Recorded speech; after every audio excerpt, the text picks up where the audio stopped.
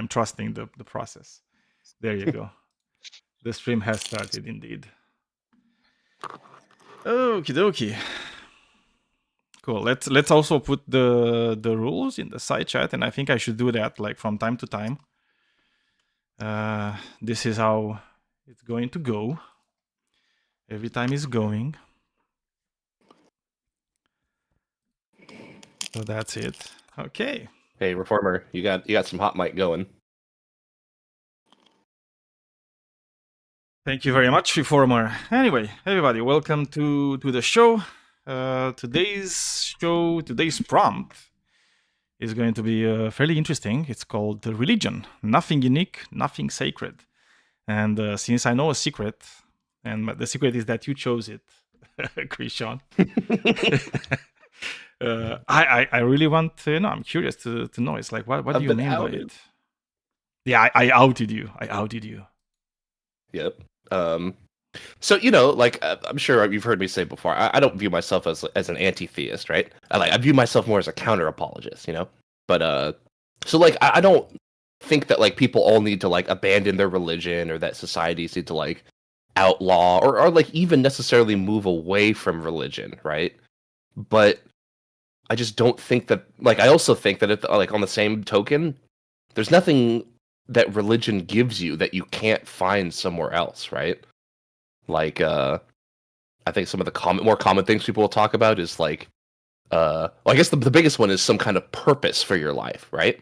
But I think it's really clear that you people assign purpose themselves, right? So that's just people assigning purpose to religion and then saying, aha, religion has fulfilled this purpose in my life. But you could do that with anything, right? Like literally anything could be your purpose in life, and then you can have it fulfilled like that on a whim. I think that people will talk about getting like a sense of morals and a moral code from religion, which once again is not unique. I think I'm sure if you heard me say before, like you'll get a lot better of a moral system by watching Star Trek: The Next Generation than reading the Bible, right? Amen, or brother. even just growing up and going to school, right? I feel just like being around people in society, I feel like is going to give you the morals that society that we want you to have in society for the most part. And then like any deviations from that are going to be like, it's not like it's only non-Christians that are out there breaking the law and doing crimes and sinning and whatnot, right? It's Christians sin all the time too. And then if we want to look at statistics, it's maybe more Christians or like religious people in general that break the law. Because are there statistics like that? Prison, yeah. If you look at prison population, atheists are actually underrepresented in prisons. Okay, one thing that comes to mind is I know that like prison is one of the most effective tools at converting people, right? Like so many people find Jesus and are born again in prison. So I wonder if that has anything to do with that statistic. Sort of, because you are correct on one sense, like people are finding themselves again in prison. But what we're seeing is like it's not people that come into the prison life by being atheists, and then because they want to reform their lives, they just find Jesus or Allah or whoever, and they turn around. It's like what you usually see. It's people that already were believers before getting into prison. But in prison, there's like they start expressing their religion more, right? So, for example, somebody might have been a believer before, but never went to church, and then they get to prison and suddenly they start going to church, right? Because and this is happening especially in the United States. I mean, obviously, the United States is also overrepresented when it comes to the imprisoned population of the world. So there's that. But because, and I want to say it's like what the reason is why a lot of people are doing that in prison, because once they start doing that, they're being viewed as getting better, right? Because there's this link that has been made between religiosity and being good, right? And then that's why, like even in my country, there's like this kind of like settled belief that you can only be good if you're a believer, right? And in my country specifically, if you're a Christian, right? If you're an Orthodox Christian, that's what a good man is, right? In order to be a good man, you have to first start from being the having faith, basically. And that's why a lot of people, I don't even know if necessarily they're doing it because they actually believe or whatnot, but it definitely helps them get out of jail, out of prison sooner. Like every time they have like their parole. I don't remember exactly how they're called. Parole hearings, right? Something like that. Right. If they can demonstrate the fact that they've been, going to, I don't know, it's like if they have churches in prisons or like whatever they have in prisons, right? Where people go to church, to mass or whatever. Yeah, it's going to be like a lot in their favor, right? At the hearing. So their chances of getting out just go up. So people will do that, right? Like a lot of people will do that. And you're absolutely correct. It's a way to maybe like keep people in the religion and going to church even after they're getting out of prison, right? Because they go there and there's like a feedback process where you're going there and you're kind of like you're kind of feeling better about yourself because you're doing that, so you become a bit better maybe because of that, and then you keep doing it even after you're out because you say, oh, it's it helped me get out of prison, maybe now it's going to help me have a better life. But if we are to look at the recidivism rates in the United States, it's technically not working that great. It should work like a Right. lot better.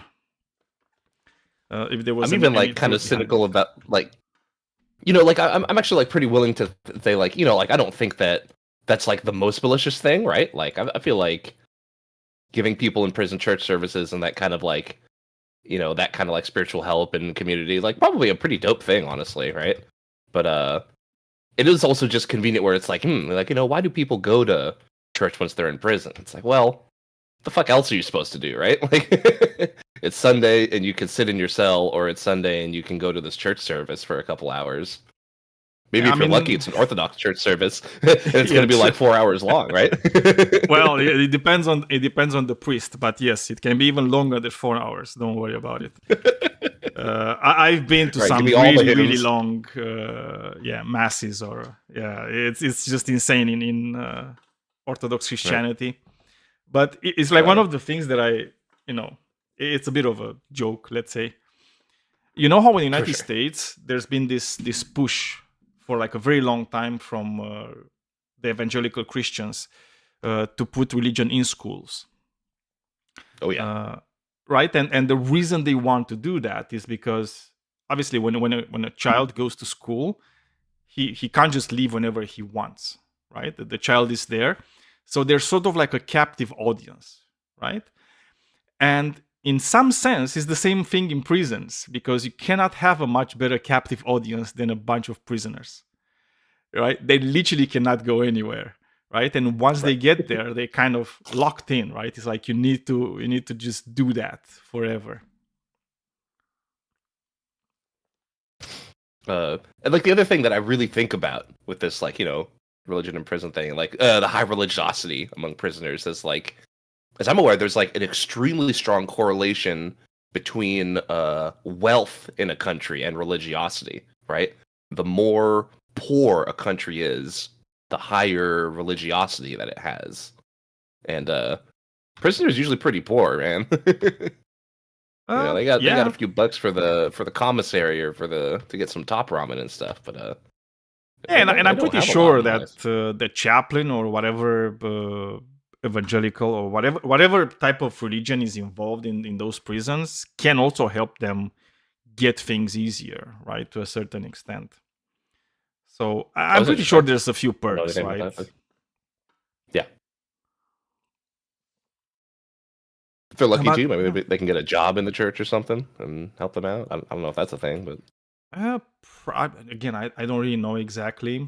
I know that in the United States, according to the 13th Amendment, basically, if you're in prison, you're a slave because yeah, you have to do whatever you're told to do.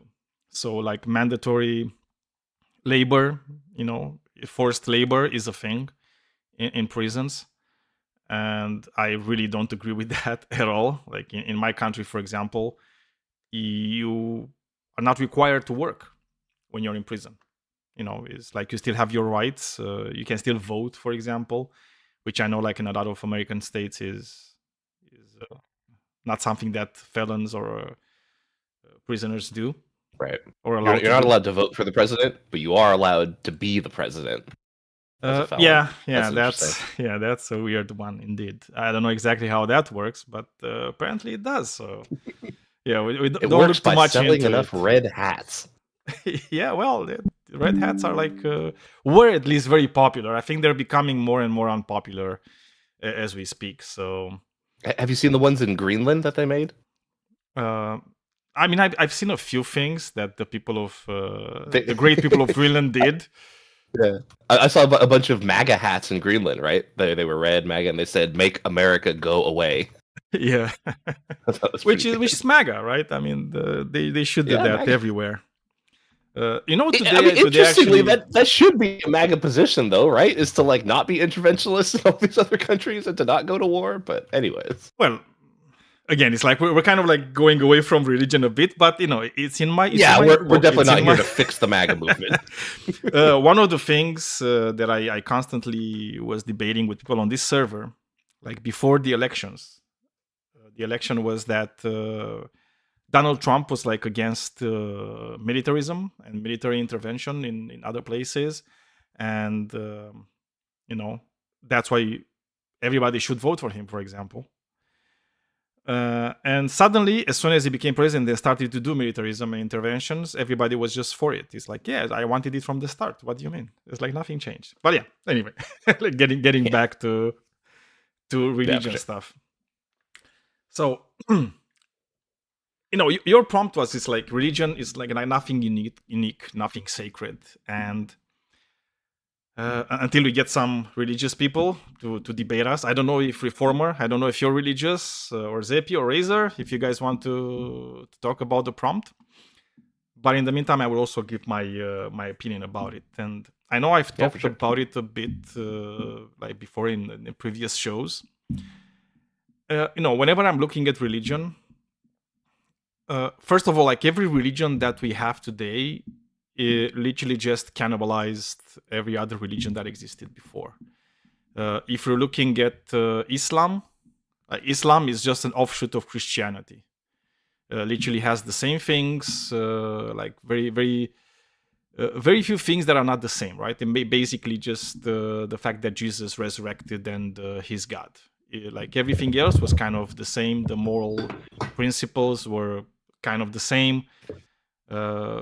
Nothing that unique, nothing that different from Christianity. If you're looking at Mormonism, kind of the same thing, right? The offshoot of Christianity and Judaism. If you're looking at Christianity, obviously, it's an offshoot of Judaism, plus a lot of Hellenistic religions, right, around the Mediterranean, because it took from every place. Judaism, again, is not that different, because you can look at the cult of Aten, for example, in Egypt, and it is very similar. And then you look at all the religions of the Middle East of that time, like the Canaanites and everything.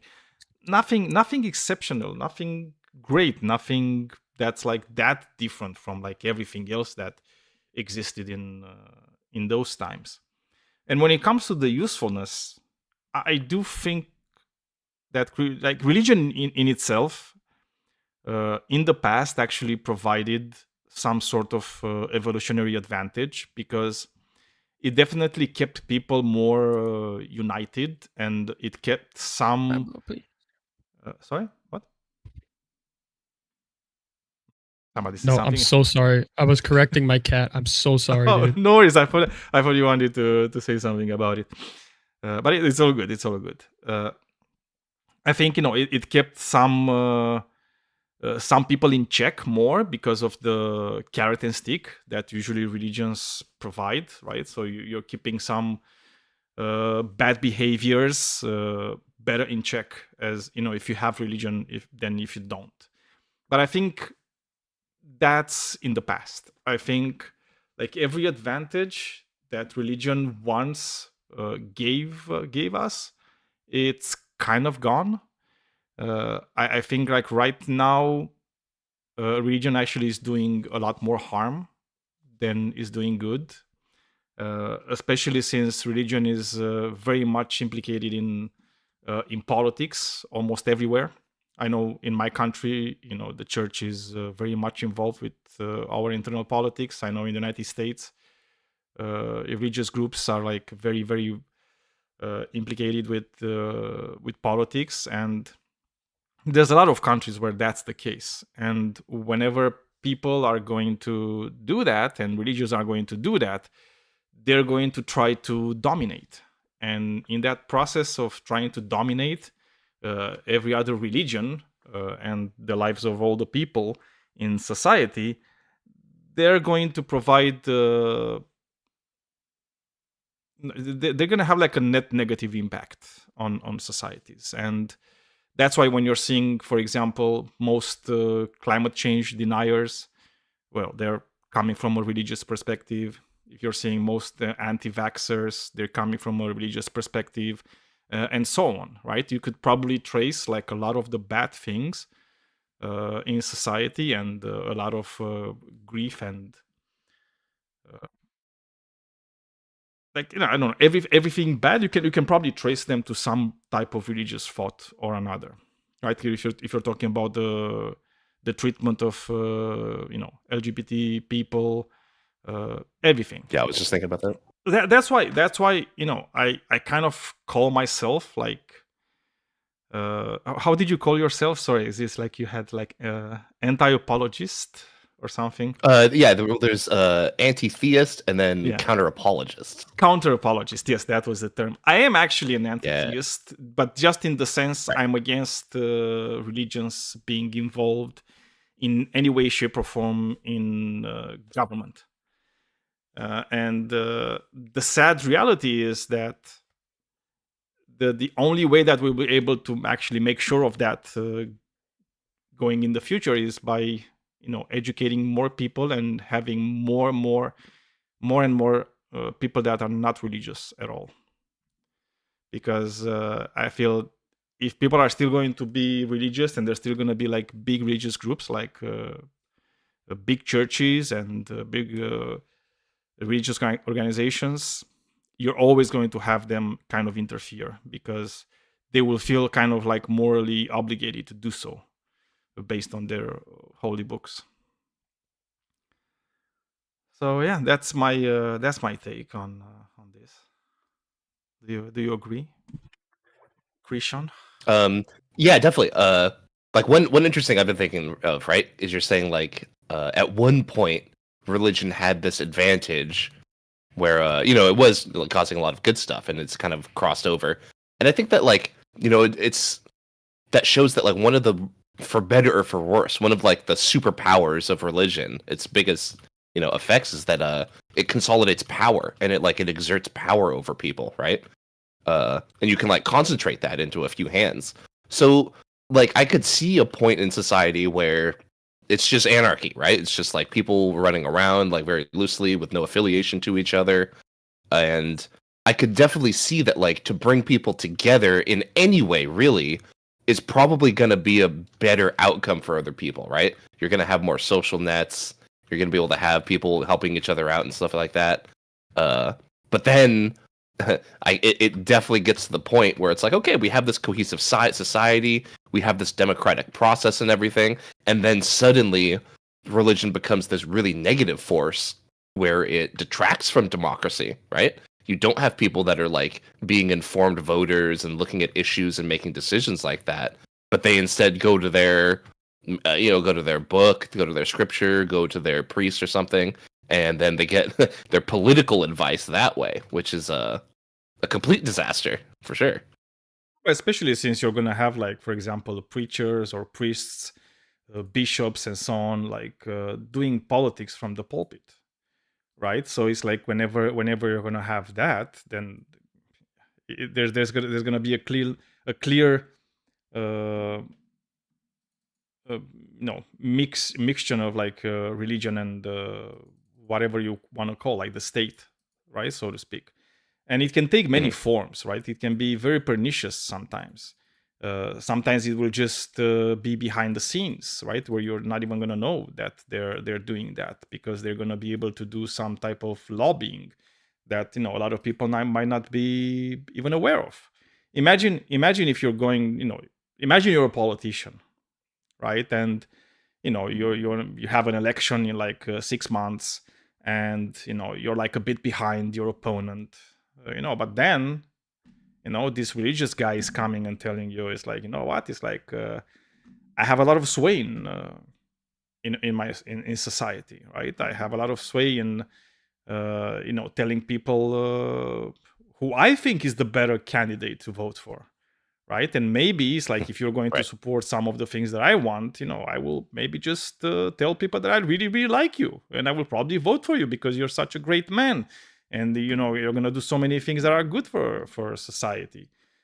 Uh, and I do think that a lot of politicians will just say, "Yeah, I'm okay with that. That's fine," and that's a quid pro quo, right? I mean, there's no money exchanging hands necessarily, right? But there's influence, right? And like this influence peddling, I think a lot of religious leaders are really good at doing that, right? And usually they're not doing it for the good of everybody. They're just doing it for their own group, at least. Yeah, I definitely. don't think that's great Uh, for society at all, and I think it has such a detrimental impact that like long term is going to kind of destroy societies, right? It's kind of like a cancer that can grow inside the societies, uh, and it's just like eats them from the inside out.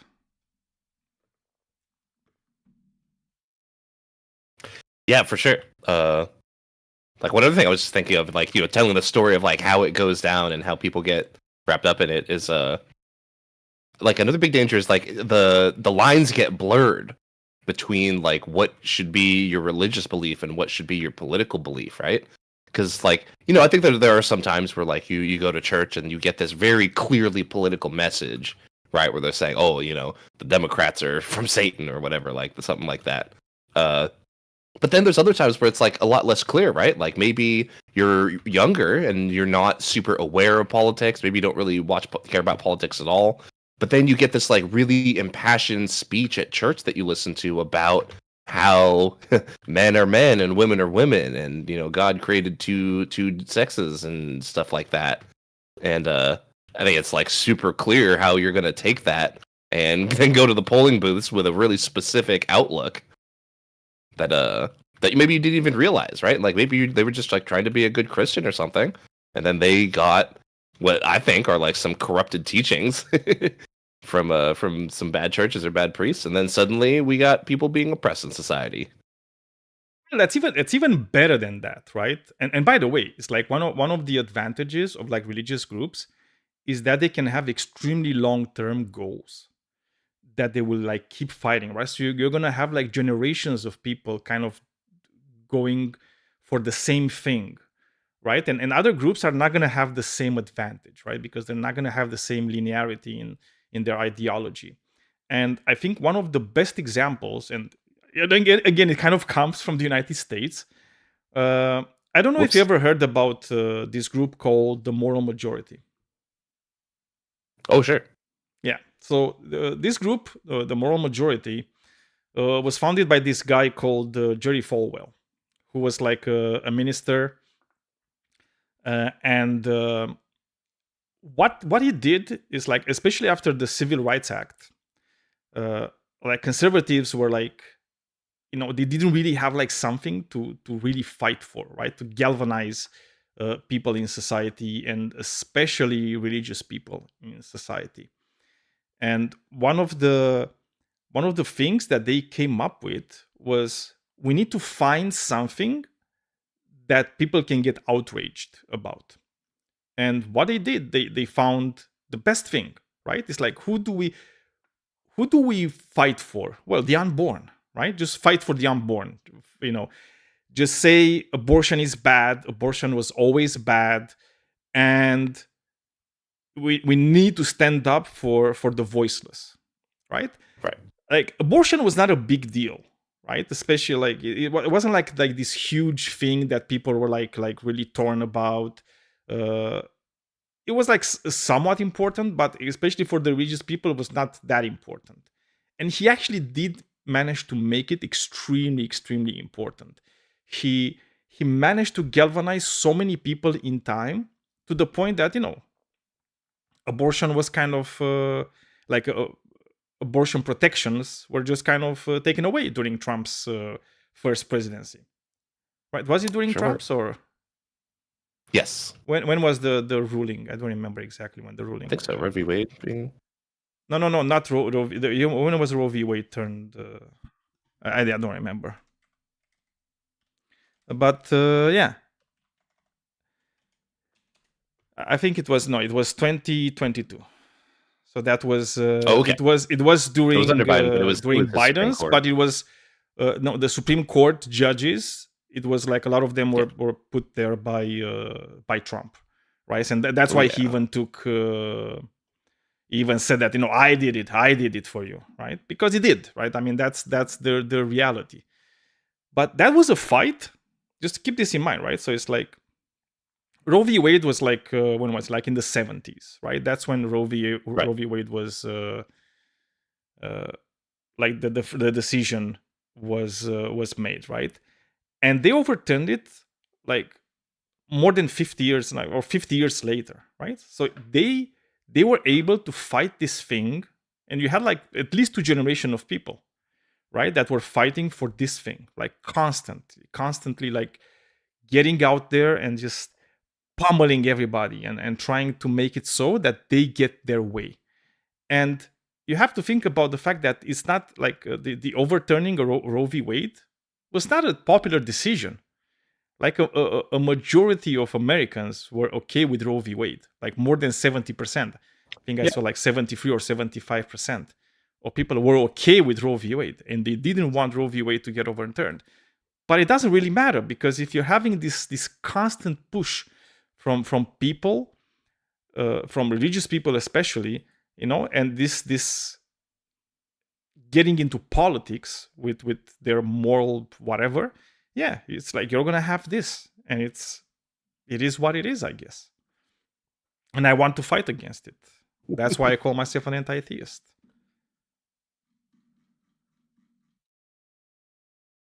Yeah, for sure. Predicate Hunter did bring up something interesting in the chat, right? Or like, would you call yourself an anti-theist or just like a vehement like secularist, right?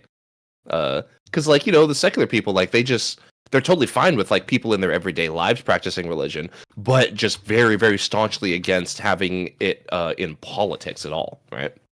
But I do think that like the anti-theist might just go one step further, just even for the sake of politics, and saying, well, look, these religious beliefs are going to influence people at the polls regardless, even if like religion isn't like a strict part of it's like built in the Constitution or something. I mean, I am a secularist. Seriously, thoughts on that? Yeah, I'm a secularist, but so there's a difference, right? So, for example, for sure, what you have in the United States, it's something called freedom of religion, which I think is fine, but I don't think it's complete. I don't think you should have just freedom of religion. I think what's really important is to have freedom from religion. And I think there's a pretty big distinction between these two things, right? Like freedom of religion just means, yeah, anybody can do, anybody can believe, anybody can evangelize whatever religion they want, right? And that's fine. I think it's fine to do it. But at the same time, I want to make sure that if I don't want any religion to be, to say anything about my life, I should have that right. Right? It's like I don't want any type of religion or religious belief to actually control what I'm doing with my life and how I'm living my life. And you don't really have that in the United States, for example. I don't think we really have that in Romania either, especially since we also have like a state religion, so to speak, where basically like the Orthodox Church is being paid with my tax money. So they're getting money from everybody, like and you have like recognized religious religions, and they're all getting money from the state, right? Not just the Orthodox Church, but it doesn't really help me from not being affected by what they think and what they want. They're not keeping those things outside of government and public life,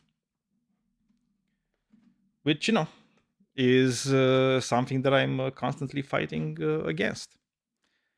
Because I do believe that if everybody would have this right of freedom from religion, yeah, things would be a lot better. I'm always amazed, just like driving around my like rather small town in California, and like I had a weird conversation with someone sometime where they said like, "Oh, I bet you there's no Protestant churches in your town," and I was like, "What?" And I actually like looked up like, all right, how many churches are here and what denominations, right? And there was like over 60 churches or something in a town of like population 100,000, right? Oh my god. Yeah. And like every single denomination, we've got LDS, we've got Jehovah's Witnesses, we got Protestant, Catholic, Orthodox, everything, right? And like the thing that just like kind of bugs me as I like drive around town is just seeing all of these churches empty parking lots, not a single car parked there except for like Saturday night and then Sunday mornings where there's like a handful of cars there. And like, man, that's like so much building space in a town that could be used for other stuff. And we also interestingly have a huge homeless population, right? Yeah, I was about to say that. Churches really don't do shit about that. Well, one of the that things it's like that that they're obligated to, but you just think that might. Oh no, be just a at good thing the to do. at a human level, you think that, right? Because it's like you have to Yeah. think that. You're saying, okay, it's like how come these people have all these big buildings and then we still have homeless people in here? That's a bit weird, But what I think happened in the United States, and I remember seeing, I don't know exactly where I heard it from, but I do believe that's what happens, is that in the United States, there was like a difference between how you guys like handled religion in your constitution and how, for example, religion was handled in Europe, right? In Europe, we have this thing of like recognizing like a state religion, whether it's like Orthodox Christianity or like Catholicism or whatnot, right? Like Protestantism and so on. And because the state recognizes religions, it also they hold like a different status in society, right? They're recognized by the state. They're official religions, and because of that, they get a lot of money, right? So, for example, if they want to build a church, they can build a church. They don't need to appeal to anybody, right? They get this money from the state. They build the church, and they can take care of the church, right? Because they have the money to do it. In the United States, though, like you have this the First Amendment, right? I think it was the First Amendment, right? That kind of says, or like I don't remember exactly which one. I think it was the First Amendment, who says that the state can't do anything like when it comes to religion, right? You cannot get involved as the state. So what happened is that religion was kind of left in a limbo state, right? Because religions, you need places to gather, you need money, right? As a religion to survive. So people kind of started to say, oh, it's like, how do we get money? Well, we need to make sure that we attract a lot of people, right? And that's why you have all this prosperity gospel, because I think that's kind of like Christianity plus capitalism. Because some people thought about how do we mix Christianity and capitalism, and it's like it's gonna be hard, right? Because if you're listening to what Jesus said, yeah, you can't really do it, right? Because Jesus said, It's pretty unambiguously clear Exactly. of like, you really shouldn't try and hoard a bunch of wealth, and you really should try and help Exactly. people. Yeah, no, it really is like super backwards. But what they thought about was like, wait a second, we just need to do exactly what Paul did. Paul ignored Jesus. We're going to ignore Jesus too. right? We're just going to be extremely freaking Christian, and we're going to do exactly what Paul did. We're just going to ignore what Jesus said. And not only are we going to ignore what Jesus said, we're going to take what he said and we're going to pretend he said the opposite of what he said. And that's why you have like these mega churches. That's why you have like televangelists. That's why you have all these people that make religion a show, because they have to make it a show, because a good show attracts people. And the only thing you need people to just cross, enter the building, right? Enter the room where you're doing whatever you're doing, or your tent, or whatever it is, right? You just need to get people in, and once you get the people in, you hook them. That's when you can try to milk them more and more and more and more and more. And I think that's what happened in the United States. That's why you have like this, some of the sects of Christianity from the United States are just like simply insane. They're just like literally crazy people. And like a lot of them are like super racist, super homophobic, super misogynistic, because they just said, oh, we need to appeal to a specific group of people, right? It's like, that's going to be the group that we appeal to. And that's the group that is going to get us money to uphold the religion we're having. And it's a bit tragic, if you ask me, because a lot of these sects are kind of like perverting whatever Christianity wanted in the beginning, and even later on. Yeah. Hello, Hudson. Hey. Sorry, guys. No worries. Sorry, I wasn't trying to interrupt. Don't worry about it. It's only the three of us here. It's like we're still waiting for people to join. Unfortunately, it's a very slow evening, but it is what it is. Sometimes it happens. Guys, please go into the chat of who you are as your fart grow up. You got to look at the conversation between me and Fireman, whatever his name is. Like, you guys, I'm so serious. It's literally so embarrassing. Like, I'm telling you right now, like, I have never, and this is so serious, I say this with the most utmost seriousness, I could not be more serious.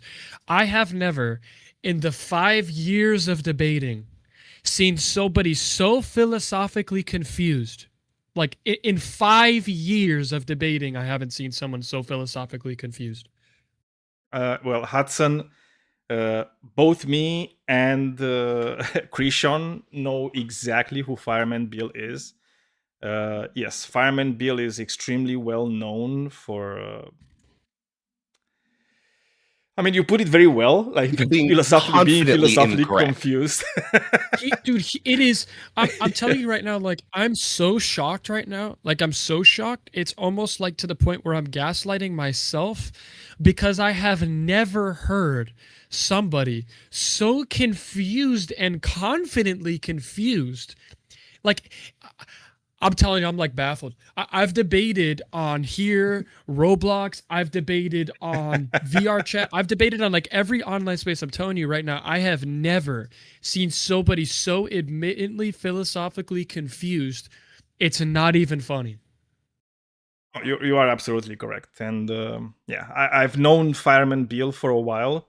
He absolutely hates me because I know I don't really put up with his bullshit. But yeah, he's also Daniel, very confident whenever he's talking, and that's the thing. You gotta hear this, Daniel. So I was telling him that I'm a pragmatist in epistemology, right? And he was asking me, do you take it to be the case, or do you not take it to be the case that objective truth exists? And I said, under my framework, I'm going to be agnostic as to whether or not objective truth exists.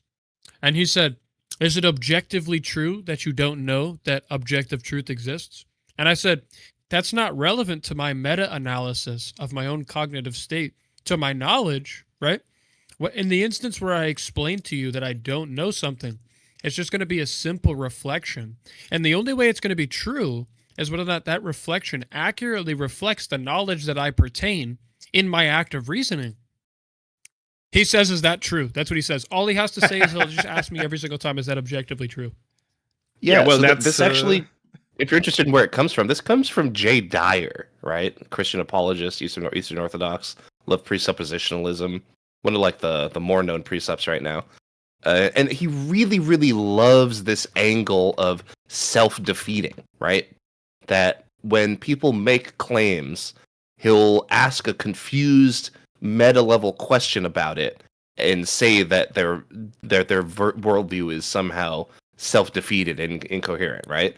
Like, I mean, even just like asking the answer, like, "Oh, is what you think? Do you objectively believe that?" Like, that's just a confused fucking question right there, right? If you're asking someone what they believe, you're just asking for a subjective belief, right? Like, this is what It's you literally think. a report. This is not dependent on your literally mind. a report Yeah. of epistemics. It's a accurately there is no, in the instance where we say any of this shit is true, all it fucking means is, does it accurately reflect the state of mind that is relevant to my own mind? The very question itself is in subject of my mind. Yeah, but the one that he you'll would hear need most to know often, things to answer, to Yeah. actually engage with the conversation. And I did It's so find out fucking that stupid. he doesn't really know that much about anything. Also, I need For to sure. find out Like, who the this most fucking common guy time you'll Jay hear this- Dyer is. Dude, like I keep hearing He's a about fucking him. Oh, he's egghead. Yeah, I he's a- need to he's a have train fun. wreck. Egghead. Oh, dude, He- you will okay. thoroughly enjoy it. If I could recommend a video, I'll post in the side chat. He has a fantastic debate with Dr. Alex Malpass about his tag argument, and like, he's just a fucking train wreck. Like, Oh, it's he's doing tag. Nice. incomprehensible. Yeah. Great. Malpass. Nice. We can even get the one from his channel. He posted this. So, but the question is, and this is the more important question, okay? Is Jay Dyer better or worse than Andrew Wilson? Worse. I'll say Worse? better Oh, in the okay. fact that I want to say better in the fact that, like, I think that Jay Dyer believes what he believes, right? He is honestly confused about philosophy and theology, and he Okay. shares his confused beliefs very honestly. Andrew Wilson, I think, is interested in rhetoric and optics, right? And he will say anything. He will just completely lie through his teeth and say things he does not believe, and will walk back on, half-heartedly later on, just because in the moment he thinks it makes him look good, or it's going to make his opponent look silly. So, like, in a way, I Yeah. find Jay to be more honest than Andrew Wilson. But also, interestingly, I'm actually just like, I'm like an hour through a debate on the Crucible that got uploaded like a day or two ago between Jay Dyer and a fellow named Gnostic Informant, who I'm not familiar with. I watched that. It's not going good Gnostic so far, Informant. but I'm almost to the open Interesting disco. name. Yeah, I'm yeah. I almost mean, to I the, do believe that the Andrew open Wilson disco is part. kind of a grifter overall. I don't really like. I don't think he knows that much either.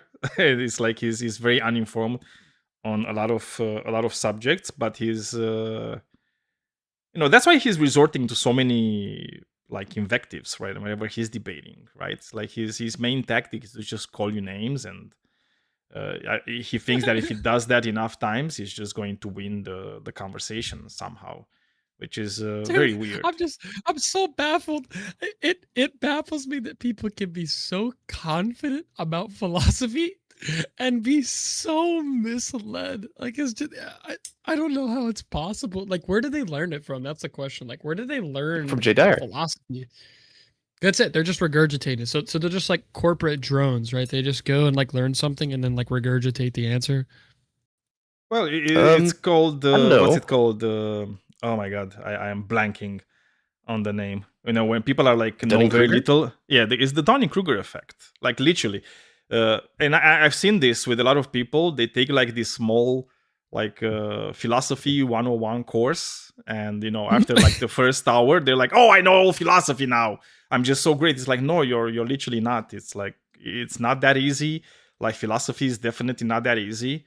I mean, it took me a while to understand epistemology, right? Because that's the only branch of philosophy that I'm really interested in.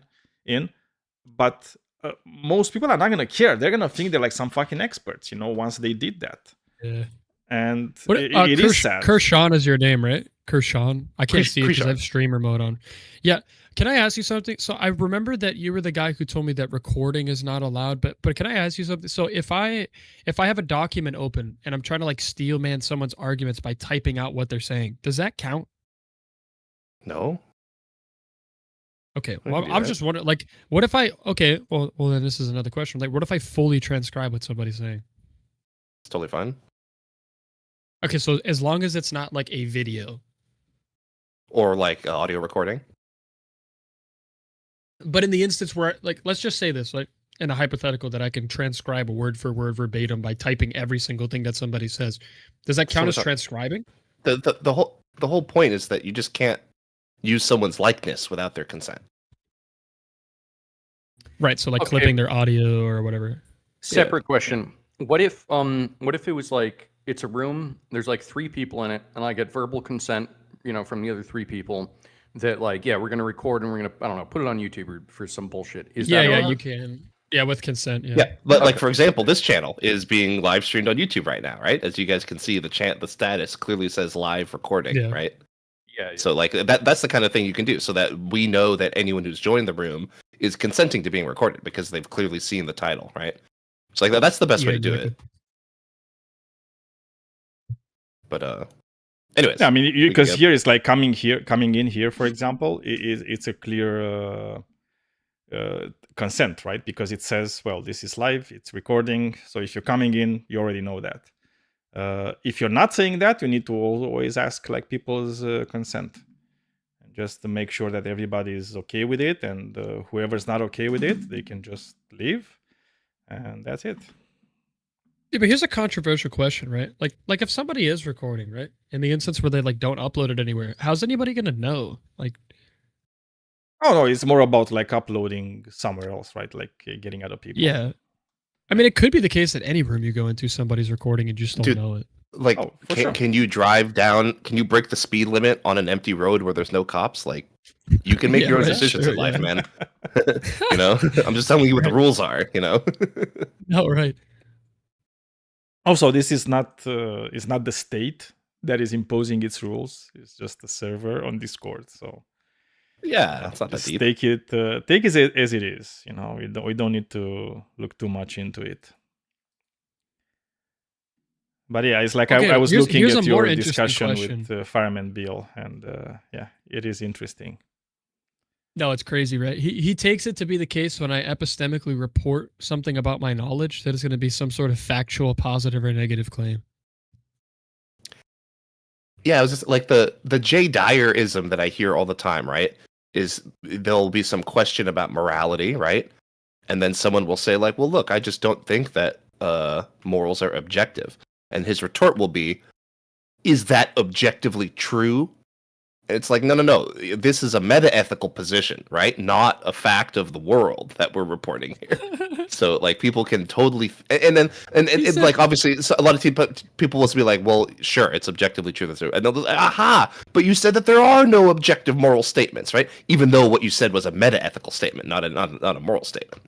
Or it But, could be So it's just like it comes up all the time. Jay intersubjective. Dyer loves that shit. Also, okay, I'm Like, I going could to say go a bit something's- into this, okay? Because now you guys have like, keep talking about this thing like objective truth.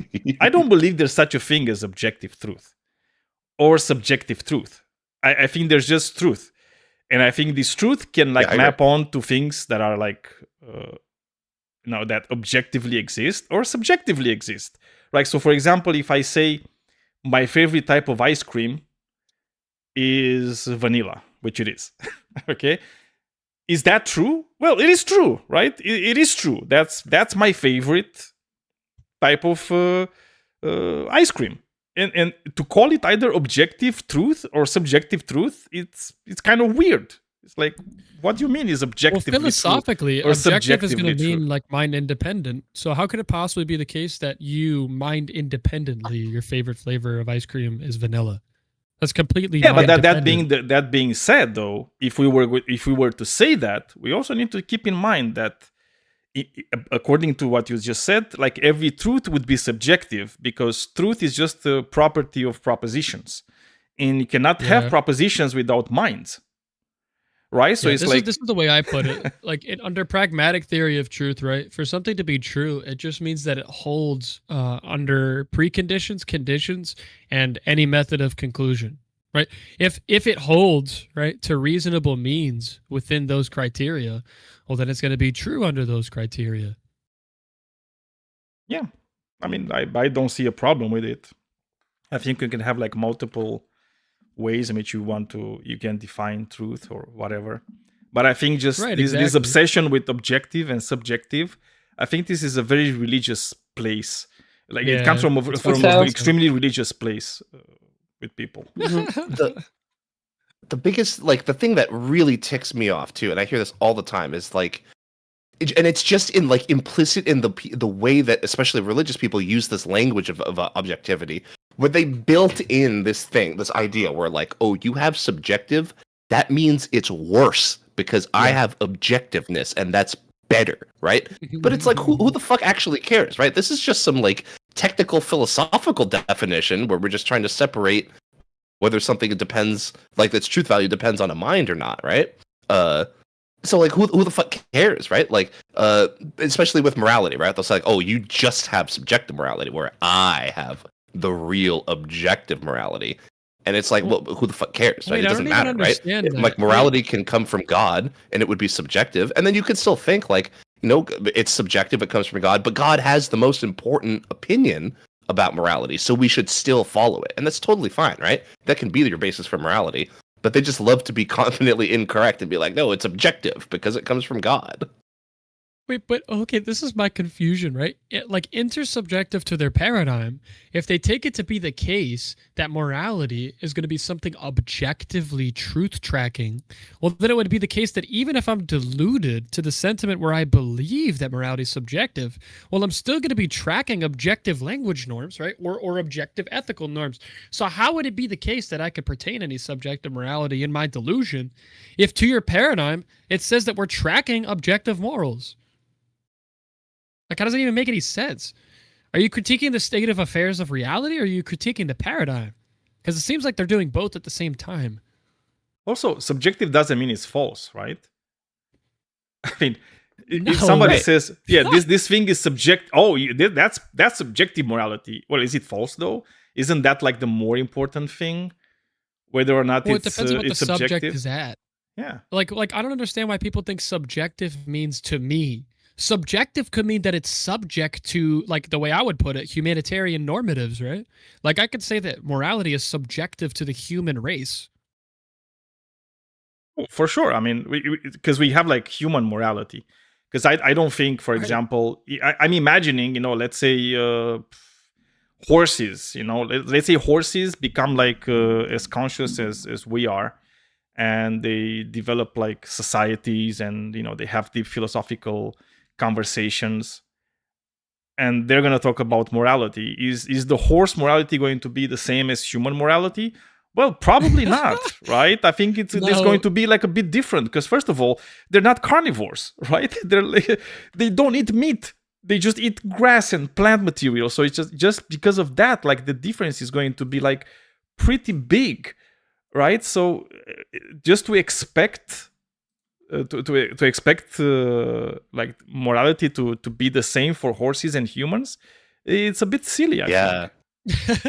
There's Well, a fellow but- named Lance Bush, right? And he's like very vehemently a moral anti-realist, right? It's like his YouTube channel is called Lance Independent, right? Because this is like his favorite thing to talk about is objective morals being wish-washy, right? And the example he likes to give is really similar, right? Where he says like, okay, imagine some alien species, right, on planet Zorp, and like planet Zorp is just completely different than Earth, right? Like it's a really harsh environment. They're surrounded by other alien species. And just like through the natural evolutionary development of the Zorpian race, they have come to just wildly different moral conclusions. In fact, they don't even call it morality, right? It's just Zorpianism, right?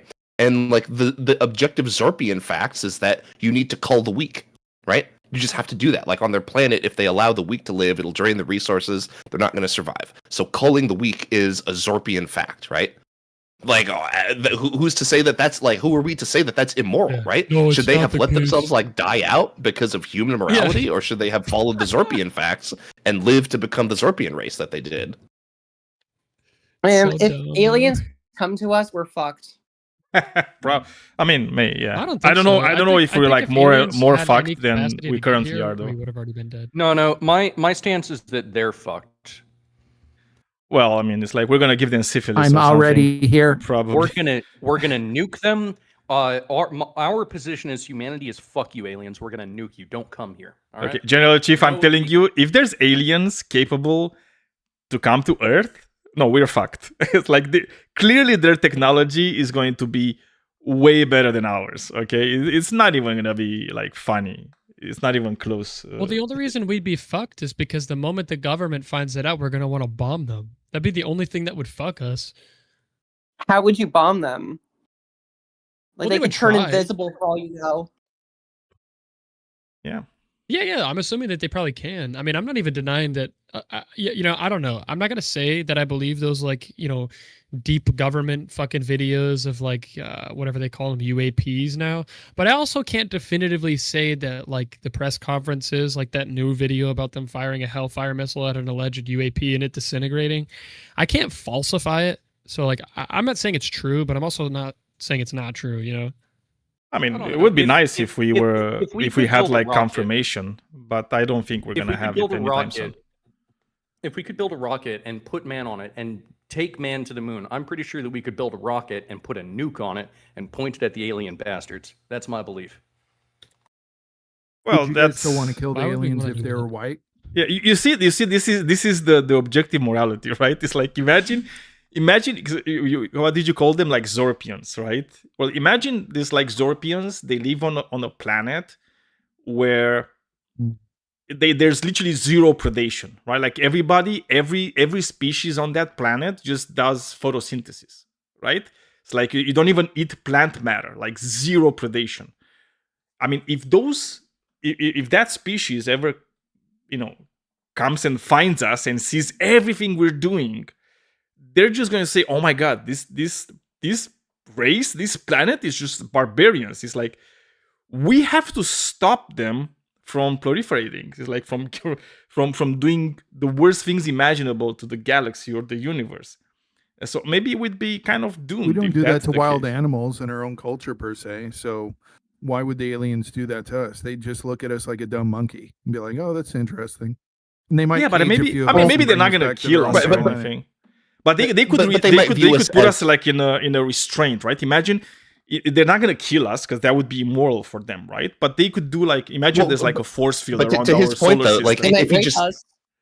Hang on, but if they just view us like as completely not like morally relevant, they might treat us like we treat ants, right? And just decide like, oh, we just want the resources from this planet. Might as well just shoo away all of these stupid insects that are here, right? Like it's like clearing dead leaves to go and like pour concrete or something, right? Like we don't give a fuck about that. They might view us the same way. But I mean, if we aliens don't have had that, that many much resources. technology to like travel that distance and go there. Why would they even have to steal the resources from a Yeah. planet that already had life on it? Like they could just go to a planet without life on it and take the resources from that. I mean, we don't have something that's most of that the universe great, is made of hydrogen, so to it's get, like yeah. they don't need to fuck with anything else. The thing we do have are complex biological life forms necessary for like growing food and stuff. Maybe they Yeah, might but need they that, would also but have anyway, that. we're definitely playing Star Trek okay. D&D right here. Yeah, okay, true. okay. This is the way that I personally view it, right? I believe in the grabby alien hypothesis as the solution to the Fermi paradox, and so because of that, I think that all alien life needs to go away in the same way that they probably think that we need to go away, and just whoever wins is going to win, and yeah, I think that's very fair. That's so cool that Is you it think though? that. Yeah, and if it, the thing is that we haven't seen any Dyson spheres or anything like that out there in the galaxy, which means that we might be one of the first intelligent life forms to ever exist in this galaxy, right? We might be the first. Who knows? Maybe we're early. We're probably already. Well, I don't even know if we We're can probably see already Dyson in a jail. spheres. They're You they're could- already saying could like see Dyson we spheres. suspect we're already in a black Probably hole, not. right? Like that's the equivalent of being put in a jail in the universe if we're already in a black hole. So look, like if you ever want to do like a Dyson sphere, because the Dyson sphere should be, for anybody that doesn't know it, you're kind of encapsulating your star and getting all the energy from the star, right? So it's like you're maximizing energy, capturing. And captured. you could detect it. But- you could detect it because you could see the gravitational effects that it No, would just- have. I So know it'd in be the sense, this- but it I'm would be telling this you why. dark point in the sky, but you could see the gravity. So the you thing could is, like detect in Dyson spheres our A Dyson sphere is No, not I understand particularly what you're dense. saying. Yeah, but it's not. It's not. But it's like with all the matter that we have in our solar system, we wouldn't be able to make it, right? If we could take all the matter in our solar system, we wouldn't be able to make a complete Dyson sphere around our sun at like a good distance. Well, we're already proposing to have one in 2 months, or what? I'm sorry, 2 years, 36 months. That's what What, Musk Dyson is saying. It wouldn't be around the sun, but it would be around Earth, right? So we would have those That's not a computers Dyson launched sphere. up there. That's not a Dyson sphere. It's Well, not around the sun. That's the If whole you have point. a sphere circling Earth that's collecting sunshine, because it's not having to deal with cloud weather or, the darkness of the dark side of the Earth, and they're That's just just solar panels in rotating space. around Then in a you- bunch of chains. No, those You are just just space completely, solar like- panels. Yeah, it's You not just the stop same thing. sunlight from getting to Earth, or space solar panels or something. But Yeah, it also would be necessarily good, right? It's like you need to make sure where you put it because you don't want to really block sun from reaching the Earth. And it's not the easiest thing to do, and I don't think we're even at like close to above be the at that poles. place where we can do it in a good way. If I remember correctly, they want data centers in space, and that's why they're doing that. Yeah. the question Also, is, we wouldn't even need that much power to circle an entire sun. You don't. That's like an overkill no, it's not about in the power. resource. You can. it's about the material to actually be able to do it. Like even if you're going, Well, let's that's why say you wouldn't. let's say you want this Dyson sphere and you want to make it as thin as possible. Let's say you want to make it like a millimeter thick. You still don't have enough material. You don't have enough material to actually make it, right? There's not enough in the solar system to make it. That's why you don't do a Dyson sphere. You do a Dyson swarm, right? That's what everyone's saying. Yeah, I mean, a sphere doesn't make Yeah. sense because the poles are not going to be moving at the same speed as the equator of a sphere. So you would need like crazy engineering. So a swarm make way more sense. And but also it's like one of the things that I don't really get is that if you manage to crack nuclear fusion, why would you need like a Dyson swarm even? It's kind of When you irrelevant when at you that look up the point. definition, it calls it a swarm. It's basically referring to satellites. Like I said, is on the Earth. It's not. It's like, hey, we're not going to have a solid structure. It's going to be more of a swarm of orbiting solar collectors. Literally, that's how it defines it online. Yeah, but also like these things is like they have their own issues. So don't think that this stuff doesn't have their own issue, because it very much depends exactly where you're putting those satellites. And the problem with these satellites is that if you're putting enough of them, and one of them breaks or like whatever, it gets hit by like a meteorite or something, it Or a can solar flare. no, not necessarily. Yeah, And or it a just solar falls flare into even. the sun and burns. No. No. If you're What would doing it around happen the Earth, if there- you can No, well, okay, create but- like this field of debris that will like preclude you from like even Yeah, leaving and the it's- planet. Okay, so this applies to both Earth and the Sun, right? It's called Kepler syndrome. Yeah. And so if the like let's say that we were doing a Dyson swarm around the Sun. If one satellite fails, then it might hit another satellite, create a whole bunch of debris, and then suddenly the whole orbit is fucked for centuries. So there's issues with all this space stuff, man. It's the equivalent of like how much trash do we throw in the ocean?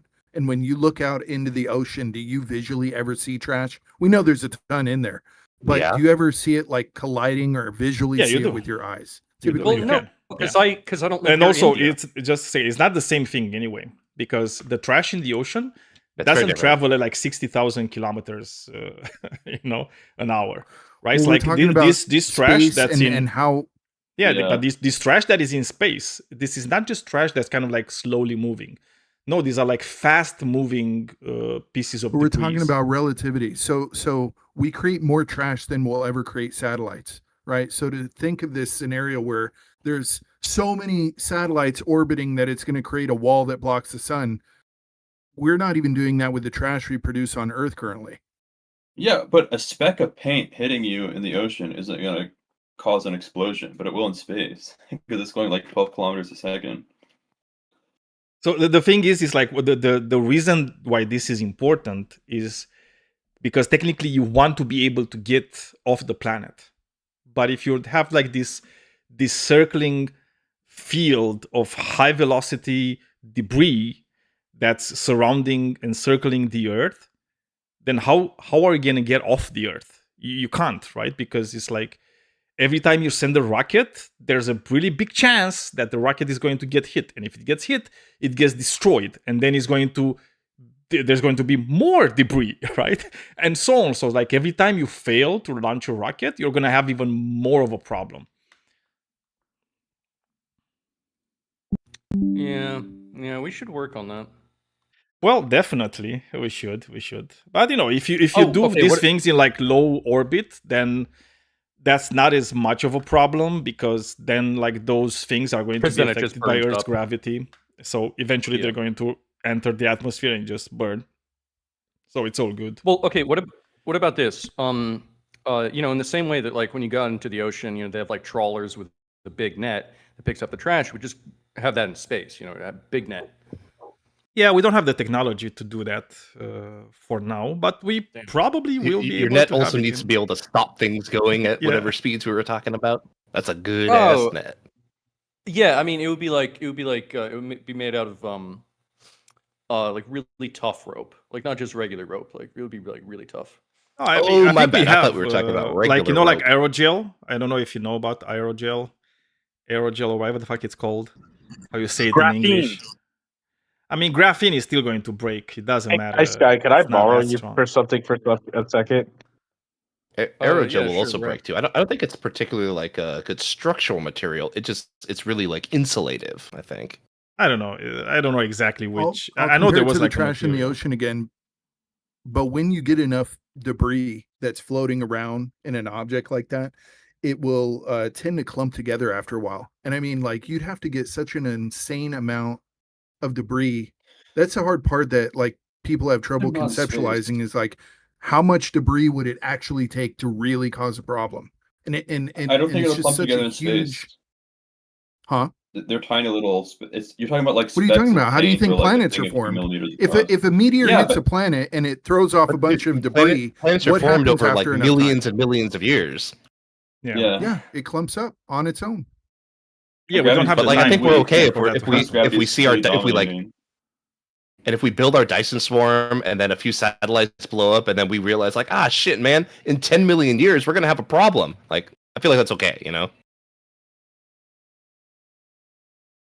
So you're worried about a few Dyson spheres blowing up, or a few satellites blowing up on a Dyson sphere? I'm really not worried about any of this Trying to personally. understand. Yeah, that's like saying nobody should drive a car because people crash into cars, and like imagine a car crashing and then it creates this terrible chain reaction that all the cars crash and they all explode. Like it's insane. Well, I don't think anybody was we saying should that drive our cars necessarily. in a way such imagine that that that. doesn't happen. No, what I think, and especially I was saying, is that we need to be really careful about it, right? It's like before we do it, we need to look at like all the things that can go wrong. Just like you have like traffic laws and all sort of like safety measures whenever you're driving a car.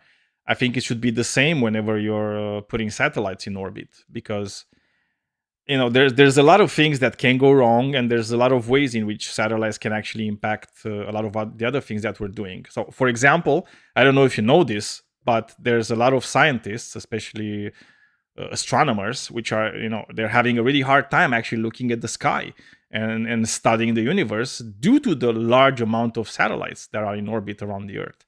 Right? That's a direct Specifically impact. Starlink constellations. Yeah, especially that. Yes. Especially, it's not just Starlink. There's like more companies that have the same thing. So So there needs to be they're some like- rules when it comes to space. So they're crying because they can't view through their telescope on Earth space. Is that what they're saying? I mean, I didn't say I think crying. it's really strange to frame it as crying, right? Yeah. Like if you're talking about scientists giving like legitimate concerns that they're not able to conduct their scientific research. I Like, think yes, it's that is what's weirder to happening. assume that all scientists have legitimate claims and they're not doing something to try and like squeeze money out of government or create money for themselves. There's a money incentive for them going, hey, If- well, if you unless pay us you- this fee, then we won't cry anymore about the satellites you have up in the air. Unless you like, now you're just talking about a conspiracy theory. So if you have some like kind of evidence that that's what they're doing, maybe we can entertain that. But if not, you're just playing what if. No, I'm not. What if? We do know, in fact, scientists constantly get false reports in order to squeeze money out of government. That's not a conspiracy. So show us where that's happening with Yeah. astronomers and low Earth orbit constellations, right? And then Can you we show me look like at it, right? Now with the conspiracy theory. multi-millionaire astronomers that are doing this, and they're getting all this money from the I don't government? know. I'll throw a wrench in the dark. Let's see if we can find any online. Mhm. I don't think it's hard to find. Oh, I do think it's really hard articles to or find. instances of scientists go ahead committing and- fraud. Well, You we're think looking- I'm not going to be able to find that online? Let's just Yeah, I'm pretty massage sure that you one won't. out first. Oh, you'll probably find Oh, no, some. no scientists but- committing fraud, what, right? what you need to find. I didn't say that. We're That not wasn't your saying that claim no either. scientist ever has committed frauds. We're talking about current astronomers whose work is being impacted by low Earth orbit satellite None of the constellations. astronomers. And we're trying to see about as long as you're an astronomer, you don't hey, commit fraud. hey, dude. Hey, man. Can you let me finish? Is that cool? Go ahead. So what you need to find are instances of astronomers currently doing research who is impacted by the new presence of low Earth orbit satellite constellations, and find instances of them committing fraud, right? Or show why you think that's happening here, because otherwise it's a conspiracy theory. You're playing what if. Okay, well, like, I you know, if you wanna typed do that, it's totally astronomer fine, but- fraud, and the first thing that popped up, it said, I didn't even have to, I don't know about this situation, but I just know it happens everywhere. It says, Wow, commonly I typed refers in to the 2025 astronomers not doing fraud, and I got a bunch of cases of them not doing fraud. No, Well, but we're if asking you're for saying, show me an specifics example. here. That's what you just asked for. I'm Specifics. giving you the example. I So I'm want telling a you. spe- Let me finish. I'm gonna. I'd like tell a you. spec- I'm gonna I think finish. we Let me should- Hey, finish. why don't you let him finish? I think we should just 2025 remove scandal him. He's really involving not the listening CEO or chief. engaging. Oh, this guy fucking hurt my feelings. Kick him out. You sound like one of the astronomers. I don't know what your problem is, though, brother. It's like, do you have some issues? It's like in your life, like for real. It's like you made the claim. It's like you made the claim that all these freaking scientists, because first of all, it's like you said scientists. We weren't talking about all the scientists. That they're just getting super rich from the governments and they're just doing false things. It's like, do you have any evidence that is actually happening? It's like, please show us the evidence. It's like, where's the billionaire scientist I'm gonna tell that you. is doing So, that became a you billionaire keep due to trying to- fraud? 2025 scandal. 2025 scandal involving. Yeah, we can put it CEO in and the chief side chat people if you officer of want the to. data technology I also company want to read it by astronomer. myself. Yeah, fine. Thank you.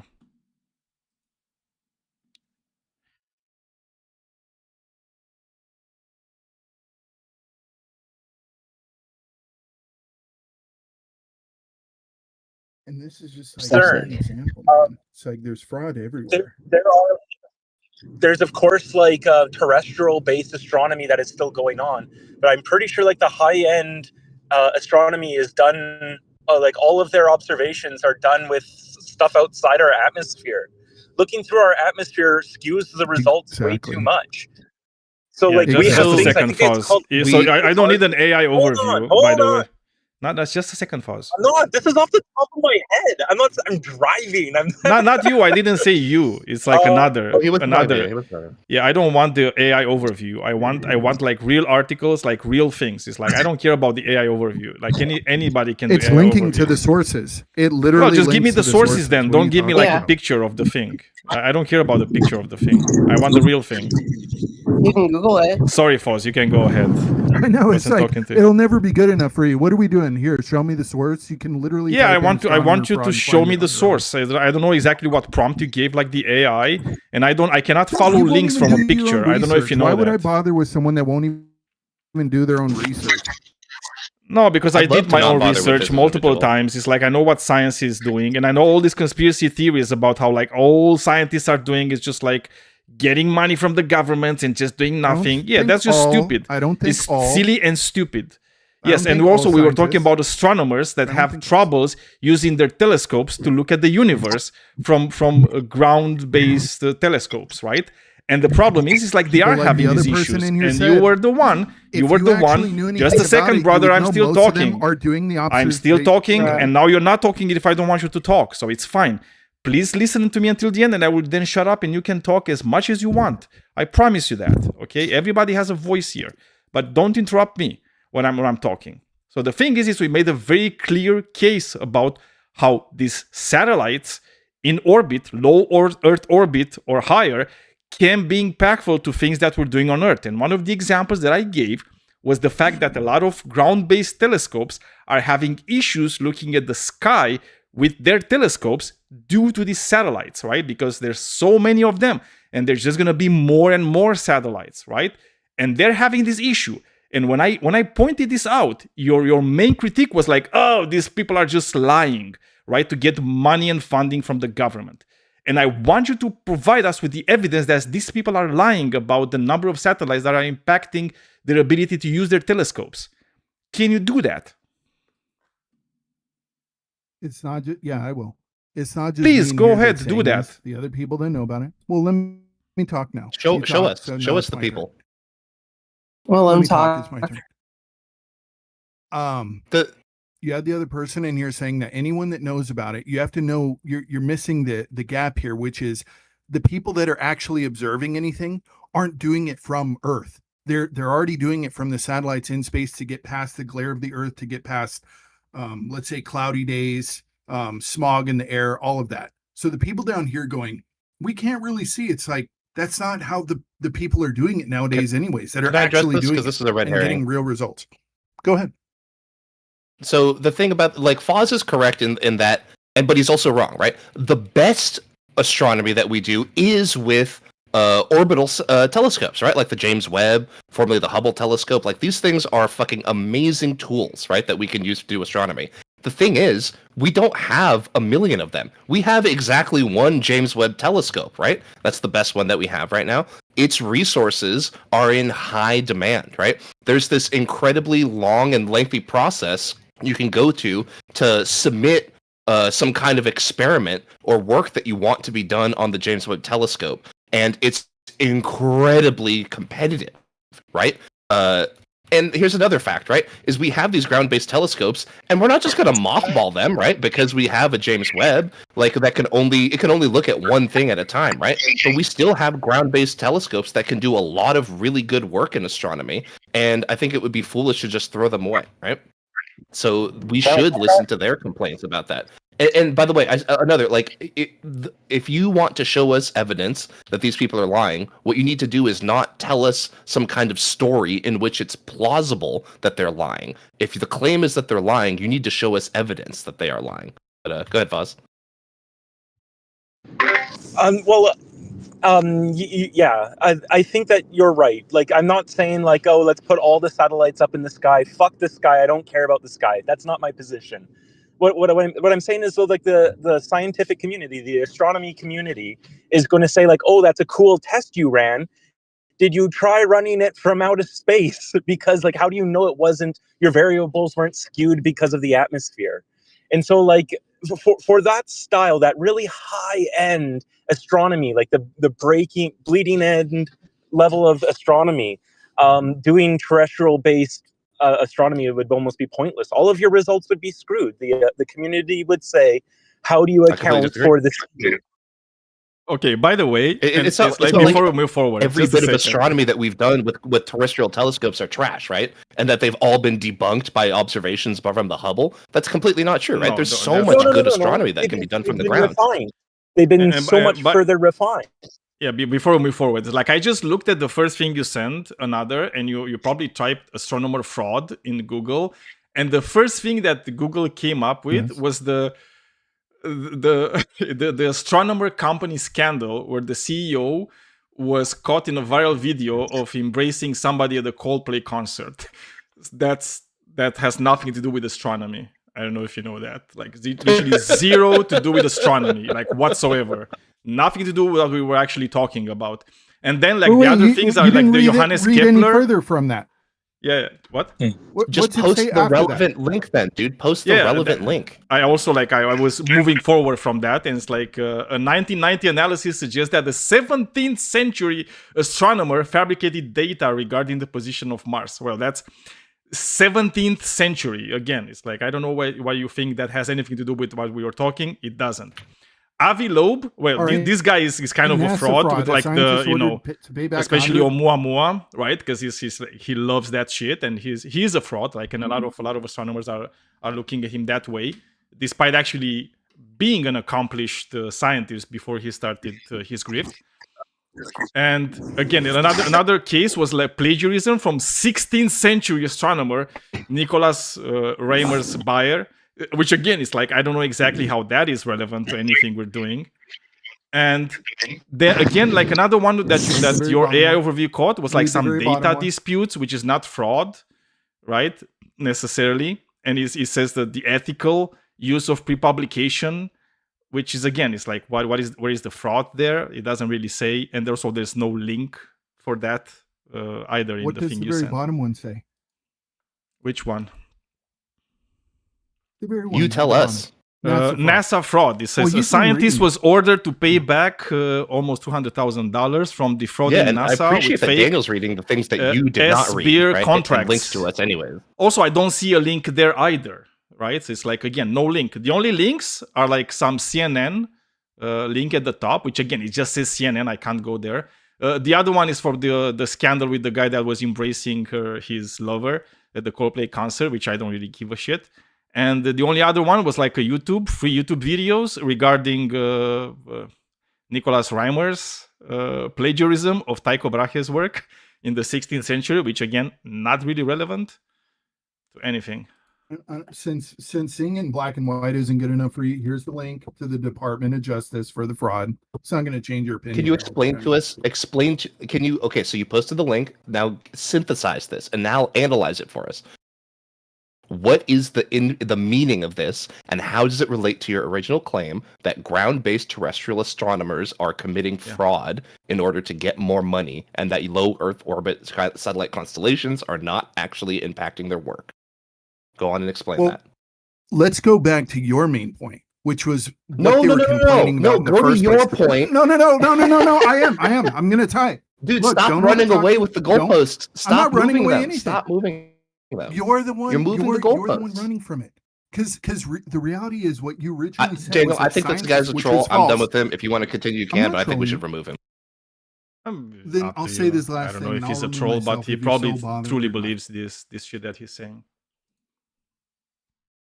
If what you believe is the main scientists are complaining about the satellites getting into the way of their telescopes, you don't need to look any further than to type in the main trouble viewing space from ground telescopes. And their complaint has nothing to do with satellites.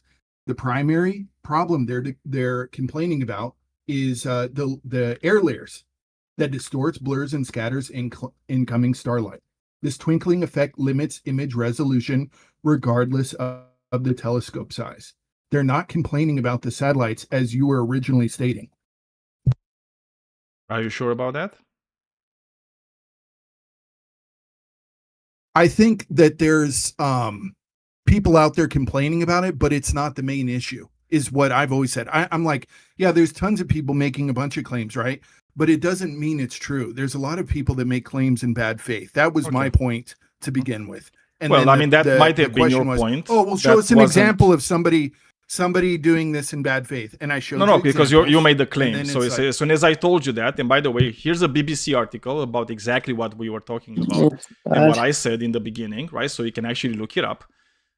You see, I actually gave you a link, not like an AI overview of the whole thing. So yes, there's a lot of astronomers that are like, there's alarm bells on this. And yes, are satellites the only thing that can impact their ability to use their telescopes from like ground-based telescopes? No, of course not. There's other things too, like light pollution, for example, is really, really important, right? Not just light pollution, like regular air pollution is also like a big thing. Yes, there's many things that affect the ability of astronomers to use ground-based telescopes. I know that. One of the things, though, that they're really saying is like we need to be, wary about this, and we need to kind of like regulate, how we're putting satellites in orbit, because this could really affect us, right, in more ways than one.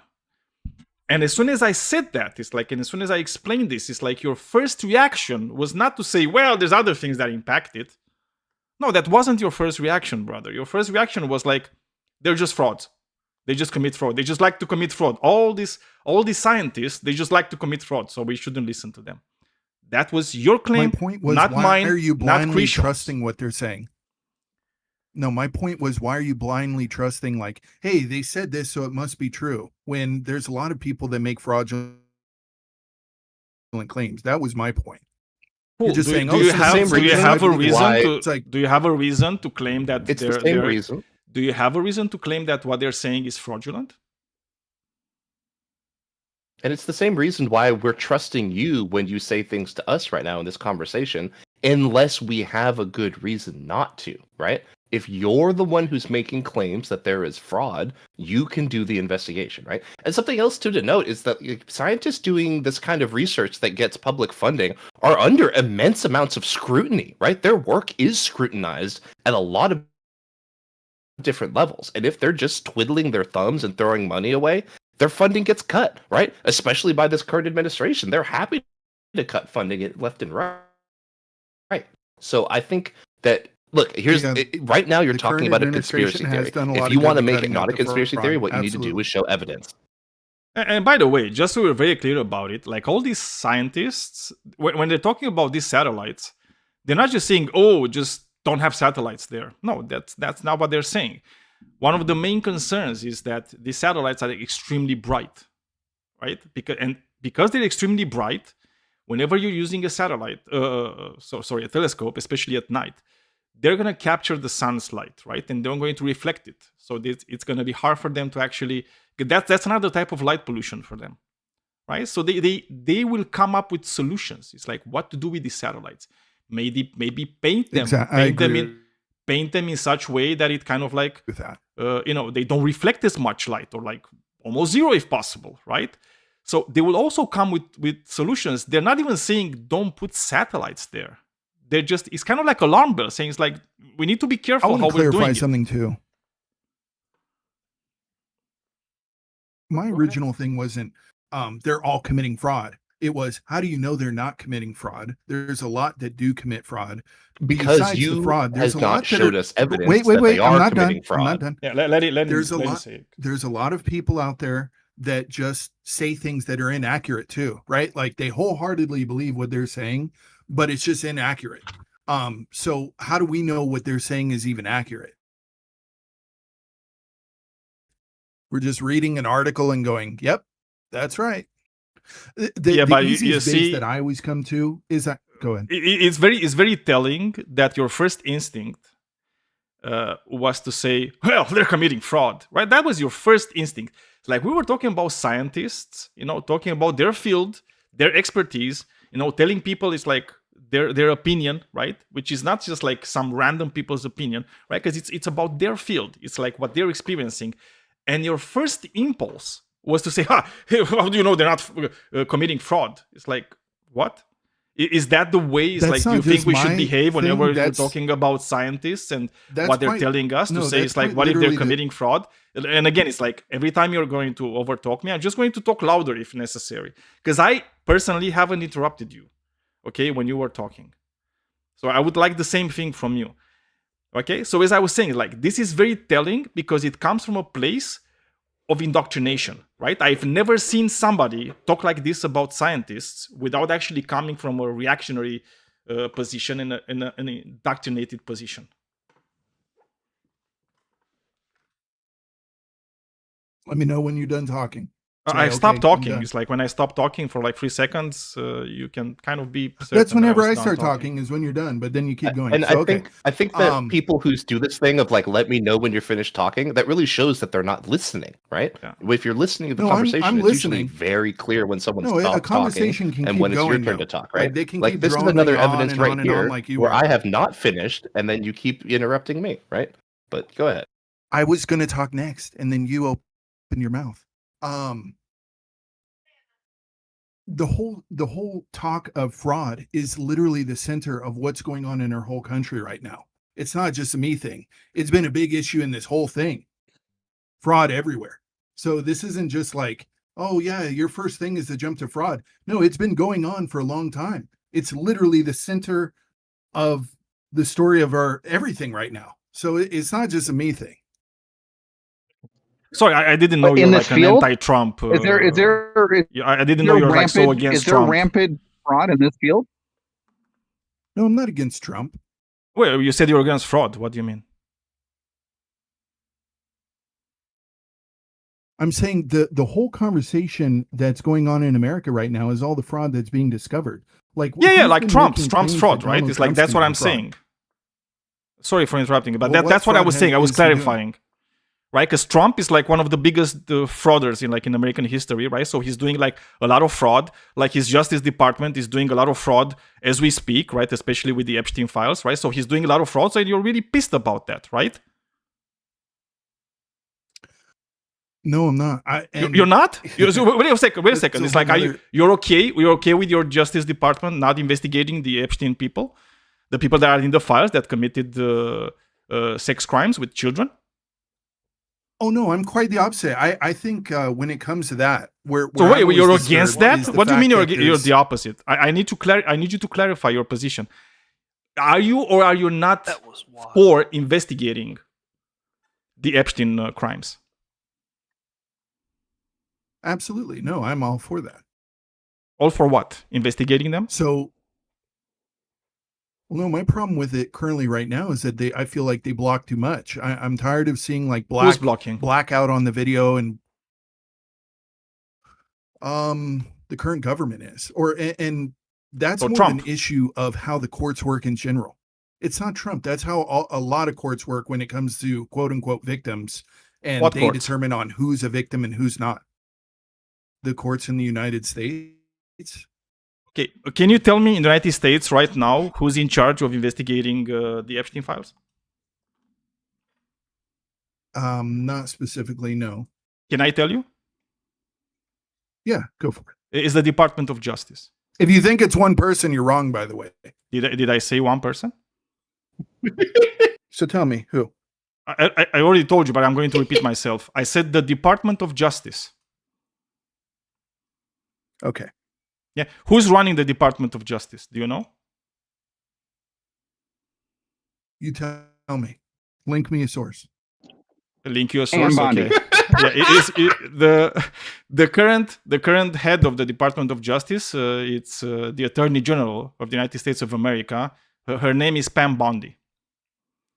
Do you know who appointed Pam Bondi I'm as not the going to Attorney believe General that of the until Department you of show Justice? me an AI Trump. search overview. That's Another. Can you tell me? No, I Do you mean, know what, who? what you're Do you know trying who to do is like appointed? down talk. We Okay, all know another, it's Pam Bondi. another. I mean, she's on fucking South Park. What Well, are I you mean, talking? you said you didn't know, so I needed to provide you the name. Do you know who appointed Pam Bondi? No, I don't. Tell me. The Donald Attorney General of the United States is appointed by the President of the United States, and the current president is Donald J. Trump. So whenever you're saying, you know, and there's a saying in the United States, right? There's a saying in the United States, like the buck stops with whom? With whom does the buck stop? Do you know? You tell me. With the president. The So if president. the Department of Justice is not doing their job, it means that the head of the Department of Justice is not doing his or her job. And if they're not doing their job and they're still in power, right? They're still running that. Then the guilty party is the only person that can take them down, which is the president, right? So the buck stops with the president. So I'm still really president curious has as to control how over you the are not federal really courts, pissed, and I'm really, really curious how you're not really pissed at Donald J. Trump for actually, not putting somebody in charge of the DOJ that is able to investigate the crimes listed in the Epstein files, right? Same goes for the FBI, because the FBI also has some jurisdiction when it comes to that. So how long does it take to change these kind of position roles? Has he Oh, not been making an effort very to fast. change the position roles? And Very You last, could do fast. it today if you wanted to. last, they have attempted to do this, and the federal courts keep blocking them. Like what? Can you give me an That's the example of a biggest one of federal all. court that is stopping like Epstein investigations? You're kidding me, right? No, I'm not. It's like you made a claim, and I want you to give me a source of a federal court that is literally blocking any investigation into the Epstein files. Yeah, You like, keep it saying just- I'm kidding you, but you keep not providing any evidence. Well, for this your is why, claims. like, I'm like, you think it all stops with Trump, and you think like it's Yes. like one person, and it's not like a group of things going on here. No, but I'm not here- saying that Donald Yeah. Trump is, A direct link, should by the way. investigate the Epstein files. What I'm saying is that he should be the one that actually put somebody that is willing to do it. Okay, so let's see what you sent here from NPR. Okay, judge denies. That's from July 23rd, 2025. So that's from last year. So it's not from today. Also, No, judge you denies can call release last year, of we can Jeffrey call it a few Epstein months ago. transcripts. Jeffrey Epstein transcripts in Florida, right? Mhm. Uh-huh. Yeah. Oh, I see why. I see now. Okay, so President Trump had called for the release of grand jury testimony related to Epstein. And by the way, do you know if it's legal to release grand jury testimony? Just asking release it. you. He should. No, I'm be able- asking you- that's I'm your asking you logic. if you- That's the logic you've been saying. No, I'm asking you if you know that. Do you know if it's That's legal been to your release logic. You grand should be jury able to be in testimony? control of it, right? Oh no, it's not the same thing because now we have the You Epstein tell me, files, since right? you know. Do we have the Epstein files? Okay, look, since I did this before you came here, right? So today I had a shock, right? And before I started the show, I was actually talking with Krishan about like one of the most disgusting things that I heard about in the Epstein files, right? And I'm going to read it to you because I want to see exactly how comfortable you are with these things. Okay? So in the Epstein files, there's this love there's it. this Go photo for it. which is all blacked out, right? So the photo is all blacked out. But in the file, there's also a description of what's in the photo. Okay, and I'm going to read you the description of the photo. Luckily, we don't have access to the photo because that would be revolting. And I pity anybody that actually saw the photo, right? But I'm going to read to you the description of the photo. Okay, and it says like this: the photo shows a girl, her face visible, who looks prepubescent with medium-length dark hair. Several Caucasian men are holding the girl's legs spread open. Her vagina is visible and gashed, and there is blood coming out. In the photo's foreground, a man with a white shirt appears to be inserting his hand or something into her vagina. A round imprinted symbol of some kind is visible on the girl's leg on the other side of her left thigh. So you're telling me that your president, right, Donald J. Trump, can look at something like this and then make sure that he doesn't take Pam Bondi and send her the fuck away from the Department of Justice and actually make sure that people are investigating these things. And you're telling me the buck doesn't stop with him somehow. Like somehow it's I'm telling irrelevant, you right? this. It's irrelevant I'll that tell you what I'm telling. all this cabal that presumably I think you're supporting, right? All this cabal is like not doing anything, No. right? They don't care. It's like how many people That's were horrible. arrested Sounds horrible. after the release of the Epstein files? Can you tell me? I'll go back to what you wanted me to tell you before, which is. Oh, what can do you I answer think my about that question, photo in though? the description. We'll start there. How many people That was the have been original arrested? question. You keep asking more than one because you're. All Yeah, you're trying to we do is, moved like, on because gotchas apparently right you now. don't really want to. You don't really care about these things. I am trying to talk to you about it. You're asking me what do I think about that. So, as far as the photo goes, that sounds absolutely horrible. If somebody was doing that to a child, Yeah. my question would be, in a court, was that a photo that was taken by Jeffrey Epstein, or is that a photo he downloaded from the internet? Is that a photo that was emailed to him? Where did that photo come from? You know what the funny thing is? You It's must have funny gotten it thing from you're those asking fraudulent this. astronomers or something. This is Yeah. fucking crazy. Yeah, it's funny that you're asking this. You know how What are we you can talking tell? You know how we can tell where this photo came from? Tell me. By investigating Tell me. the files. You know who's not doing any investigation on these Correct. files? Who? The DOJ and the FBI. Do you know who appointed the heads of the DOJ and the FBI? Who Donald J. decide? Trump. Who actually decide to investigate things?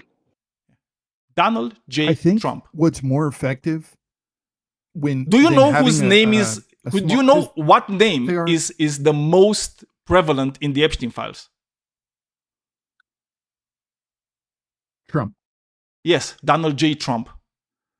Isn't that crazy? Did you Isn't know that crazy that Tupac's a also guy in that the appears Epstein the files? most in the Epstein files is actually holding power, and he can say exactly name who's appearing in a file- who's going to head the agencies that means have to nothing. investigate It these doesn't. things? He doesn't? Oh, he's so Think about it weak this and way. not powerful Who's- at all, right? I'm going to give you a mind-blowing thing right here. Whose name doesn't Trump's name appear in? Like if we went through every pedophile's name, every Discord server, everybody talks about Donald Trump. That's how much of an impact he's had on the world. So to go, just because your name appears in documents that of somebody who's a child molester, you're now guilty of being a child molester or supporting anything they did. When somebody says the Crazy. name, he was Yeah. talking about Do you him a lot know? of times. Do you know how? Do you know who Donald Trump was really good friends tell with me, for like my turn 15 to- years or like My 20 turn years, to do however the some fuck? gotchas. Okay, can you tell me who he How was many really times good is friends with? Tupac's name in the Epstein files? Yeah, How Janis many Joplin's name times is is in there too, Tupac's right? name? She's mentioned there. Just because you have a name Yeah. there doesn't mean that they're guilty of anything. The problem So is why that would you Donald J. bring that Trump's up? name is not only there and he's pretty guilty, right, from the things that they're mentioned, right? There's also like a lot of pictures with him and underage girls, right? And also Donald J. Trump is the one that said that, he would barge into Miss Teen USA pageant, right, to inspect the merchandise, right? He literally said it himself. So I don't know why you're protecting a pedophile. No, I'm not protecting pedophile. I mean, it kind of looks Photographs like it, next to though. young children.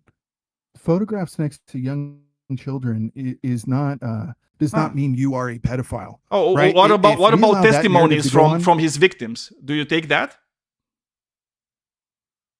So there's been women that have come out and testified about this. 'Cause I Yeah, haven't yeah. heard There's of any. testimonies. Yeah, there's at least one testimony that I watched like I think a week Well, ago. that's always the shocking one to me. Is like Yeah. we heard the porn star come out and run her mouth. Not the right? porn star. Did I And say I'm the like, porn you're star? telling me- What did I say? The No, porn but star? I'm giving you an example. Why are you bringing up the I'm porn giving star, you an though? example. Yeah, I don't care. I My don't point care is about that this. example. I'm talking about After a testimony all these victims, from there's not somebody one woman that was has a come out and victim of said Donald J. something. Trump while she was an underage girl. She was like 14. Why is there not one person that has testified as a woman and said, yes, They have. Epstein did this to me. I'm not scared anymore. He's dead. Who? They have. What do you mean they haven't? Are you crazy? Who? Give me a name.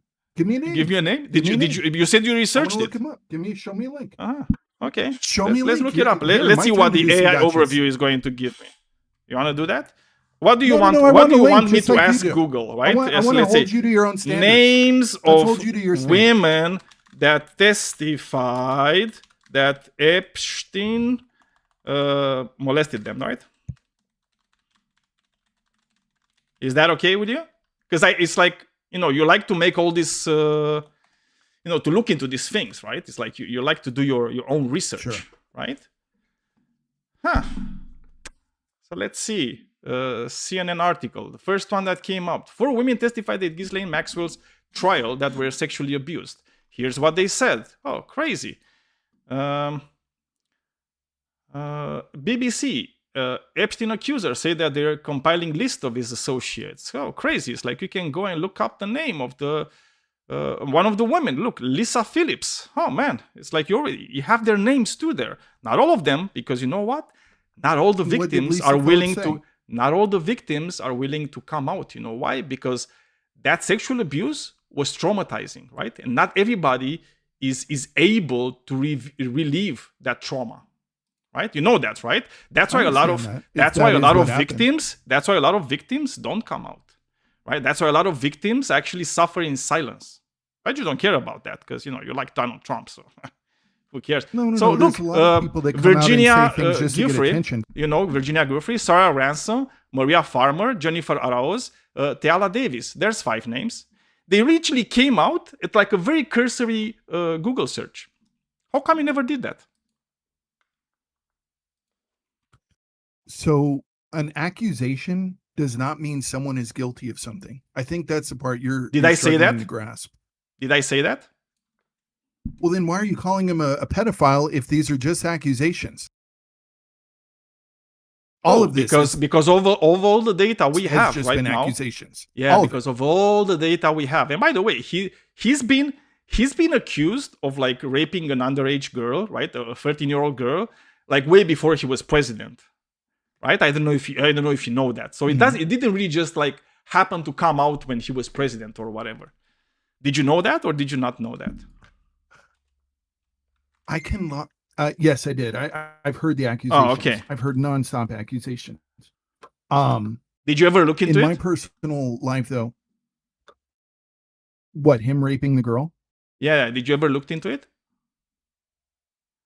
So what am I going to do? Read an accusation of somebody saying, you know, he bent me this way, he made me suck it this way.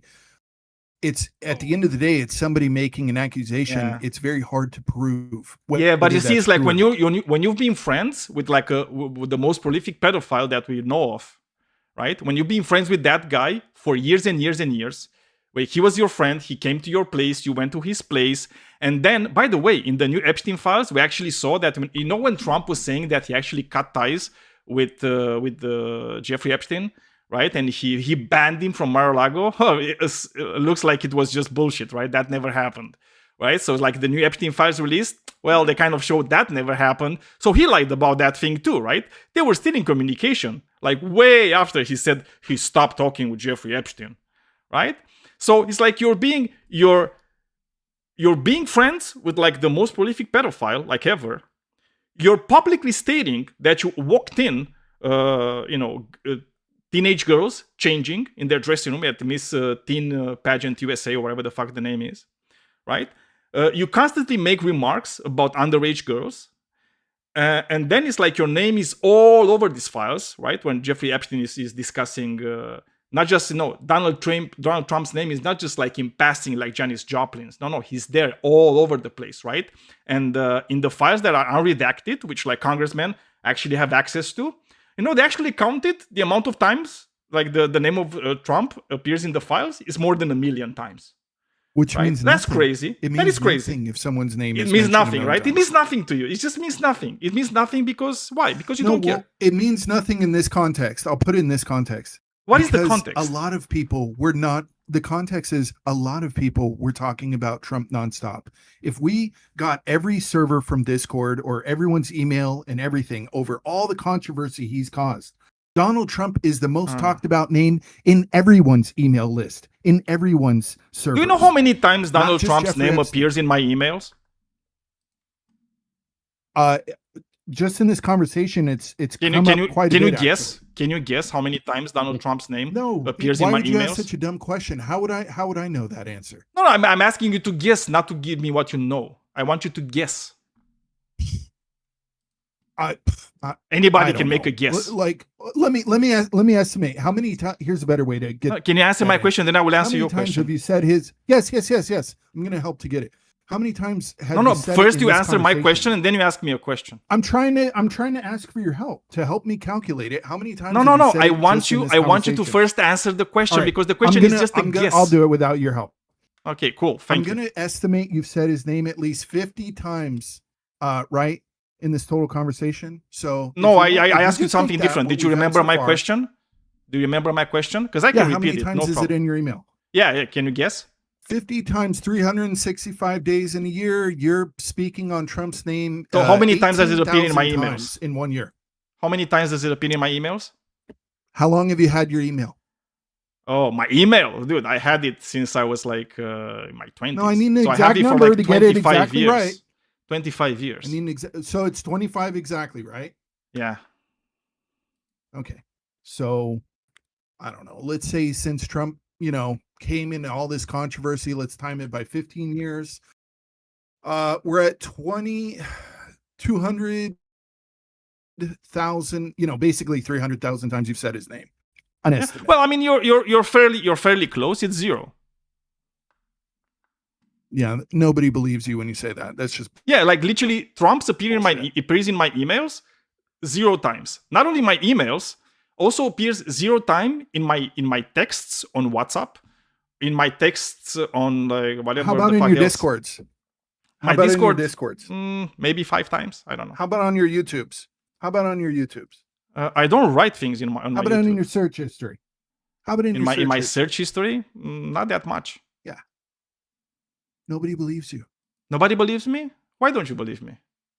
because it just sounds like bullshit. We all Oh, it have, sounds like bullshit. like, But you see, it's funny that I ask you a thing, how many times he appears in my emails, and the only thing you want to do is kind of equivocate and say, oh, how many times you said it. Yeah, I do say his name right now because we're talking about you, you dumbass. That's how it goes, right? When you're talking about you're asking something, me a we have to question in mention the bad thing you're faith. talking about. That's not.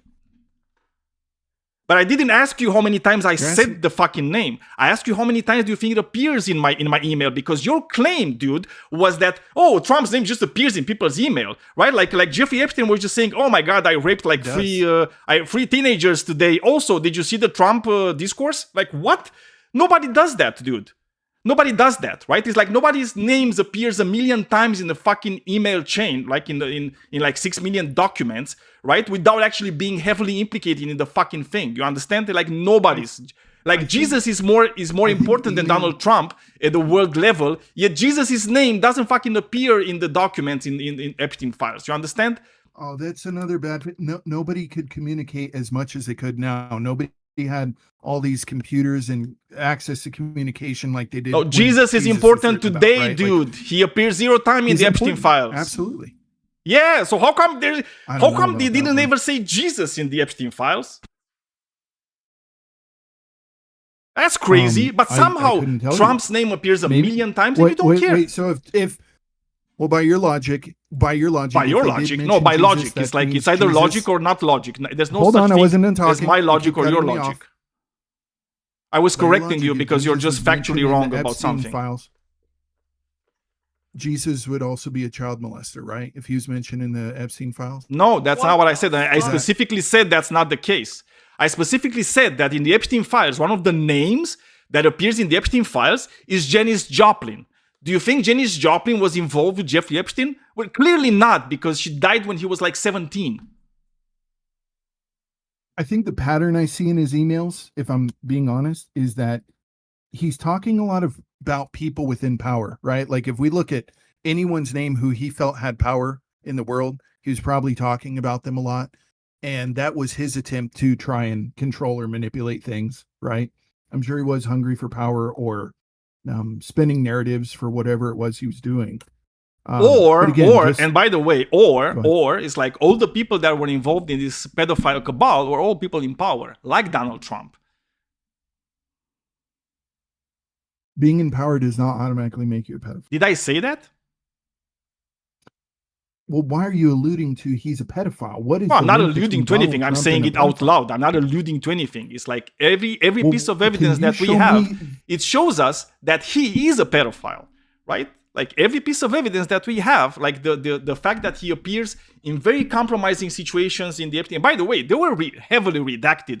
Like, and his name is taken out of so many documents. And even if you're going right now, the DOJ, the main job of the DOJ right now is to remove files with Trump's name on them, right? That's what they're doing right now as we Why speak. wouldn't- Do you care about that? Let's play devil's advocate. Do you care about that? Yes, I have. Yeah, and what did you do? Yes, What I did you do. do about that? It's like, how do you care about that? By denying that Trump has anything to do with it? No. Just like you, I want to Pam keep Bondi victims' was that. names protected.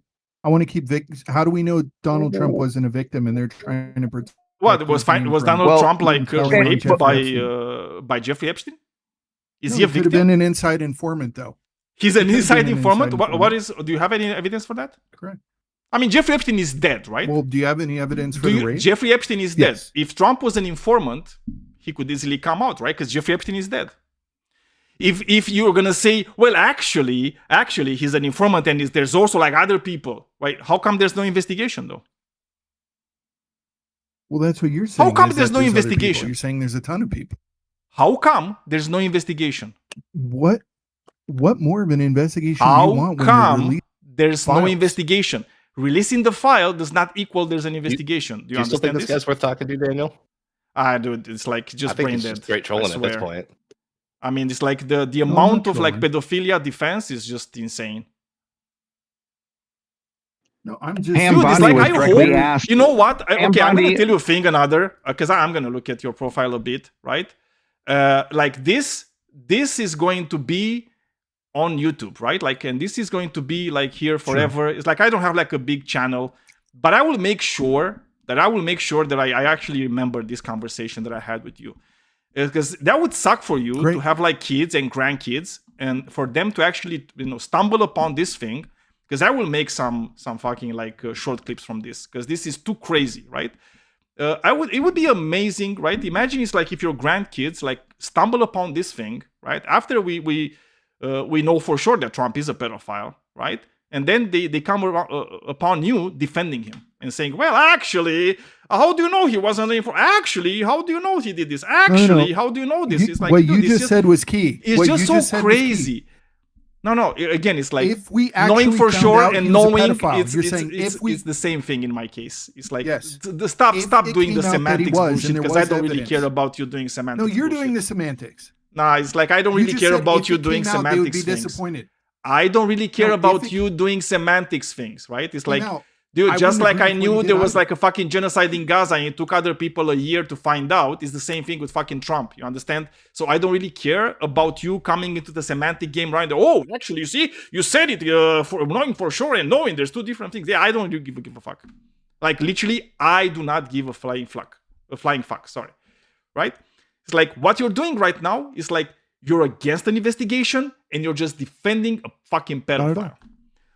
It's like, and there's so many other pedophiles in Trump's administration, right? A lot of other people like heavily involved with this motherfucker, with Jeffrey Epstein, right? Like heavily involved.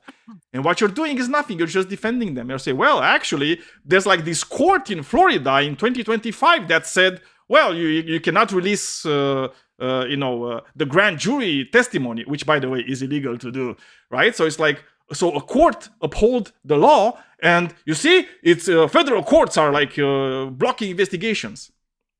Dude, it's like it's so petty I and think around annoying every and twist just and turn- disgusting. You are literally disgusting for doing this. It's like you are willing to throw kids, under the bus just to defend your pedophile Absolutely president. not. No, that's what you're doing right now. What the only thing you're doing right now, you're throwing kids I would under hope the kids bus are protected to from protect pedophiles. your pedophile president. If it came out he was a pedophile, there was actual it proof, came out. I would absolutely be Oh, disgusted with absolutely. him. Yeah, absolutely. Yeah, I Absolutely. know. Absolutely. Yes.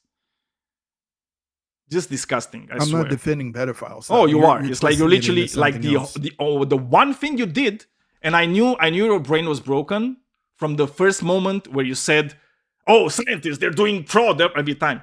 Dude, you are brain rotted.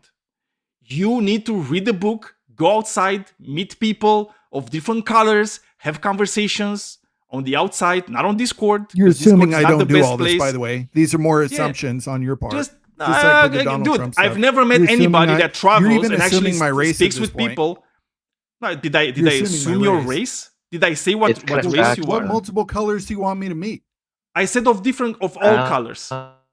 What? What do you? What colors? What did I say? What color did I say you are? You're assuming I'm not like. What did I assume? don't What did I communicate with people say of other to cultures. assume? What did I say to assume anything? You assume a lot of things. We all know that. What exactly That's did I your say problem. about you that assumed That's your why race? you're an idiot. I'm an idiot. Okay. You're the You know idiot. what I'm not You though? just assumed too I'm not the thing you Let's- are, which is a pedophile defender. Let's just move on. Let's Yeah. let's just move on. This guy is just literally throwing personal insults now. I think we should turn this chat into 18 plus. Yeah, I agree. No more calling me a pedophile defender. You are a pedophile No more defender, insults. sir. I'm sorry. I'm sorry if somebody needs to break this news to you, but you are a pedophile defender. And I hope you stop being a pedophile defender, because that's the worst thing you can be outside of being a pedophile. But yeah, have a great life though. Oh my god, that's disgusting. Boss Sleep is like, I understand, it's like 18 plus whatever. There's nobody that's like Yeah, I mean, I below wasn't 18. trying to be rude about it. No, but I know, he I was know, giving the I know. really But I was just in too detail description. disgusted. No, I know. I was just like too disgusted with this guy, and I saw it like a bit late and everything. Oh my god. Well, That's a lot of religion talk tonight, Krishan. I mean, Oh at my- least like some of the space talk was like pretty interesting for a while, right? Like, I really feel like we should have just gotten rid of that guy. Pretty yeah, early on, probably. 'cause I thought he was just super dishonest to begin with, right? Like, Yeah. No, you are correct. so many things, right? Especially the AI search result summary, and like, there's a time and a place for that, but like, he wasn't reading the sources, and the sources he was linking weren't even saying the things he thought they said. Like, Dude, that astronomer fraud, because I remember the incident with that guy at the Coldplay concert. I didn't know it was like had anything to do with astronomy or anything. Yeah, that was crazy, because I just decided at one point, okay, let's read whatever he sent, right? So we can see what it is. And then it's like, that was a shock. I should have read it from the start, right? But I just saw like and then he posted another art. Oh, go ahead. Yeah. I just saw a picture, and I was like, dude, I asked you for links, and you're sending me pics. So yeah, Nice. And he posted another article too, where he was talking about NASA fraud, right? Apparently, it was that some company that NASA contracted with wasn't doing the work that they said they were, and then NASA investigated it, found out, and then they had to pay NASA a bunch of money, right? So that was the fraud. Was like NASA stopped a bunch of fraud, right, from happening and got the money back. so Which that like completely did not nice. say what he thought he said either. Yeah. I mean, nice it happened though, right? I mean, I'm happy they found the fraud. But yeah, like as soon as you hear people saying those things, like, 'cause that was like an instinctive reaction from him, right? Like that, like his first instinct was, oh, scientists are just fraudsters, which is it's kind of telling you like a lot, right? Because this comes from all this like conservative pipeline where, it's like the media is lying to you, the scientists are lying to you, experts are shit, don't listen to anybody. That's it, right? I mean, that's what I hear from like every conservative voice. It's like everybody's wrong except us.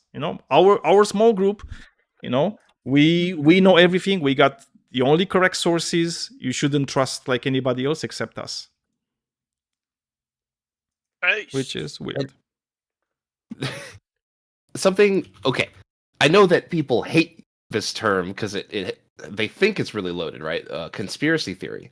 I always try and use that in like the technical sense, where this is a theory about a conspiracy that's happening, right? Conspiracy, just like fraud, happens all the fucking time, right? Yeah, you can prove people are conspiring. You can have evidence of a conspiracy, but a conspiracy theory is just when you don't have any evidence. When you're saying, "What if this happened? Don't you see how that could happen because of these facts, right? And those people, and those are just fucking conspiracy." Like, and then when you press them for evidence on it, and they have none, that's when it's time to put it in the loony conspiracy theory bit, like Alex Jones, the book of Alex Jones bullshit, right? Like, oh man, it's like, okay, if you brought it up to Alex Jones, so as I was talking earlier with somebody else, and one of the most annoying thing about these conspiracy-minded people like Alex Jones is that this guy railed for like a decade and a half or more, right, about this like billionaire pedophile cabal that eats children and whatever, right? And now all his fucking conspiracy came true. Now we have evidence that right there. was happening. And what is he doing? He's siding with the people that did it. It's just unbelievable. He's literally doing, he instead of like exposing like the Bohemian Grove people, he's helping them do it, and he's excusing it. He said, "Oh, nothing to see here, folks. Nothing to see here. Nothing's happening." But yeah, it is what it is. This is what conspiracy-minded brains are doing to you, right? Some way or another.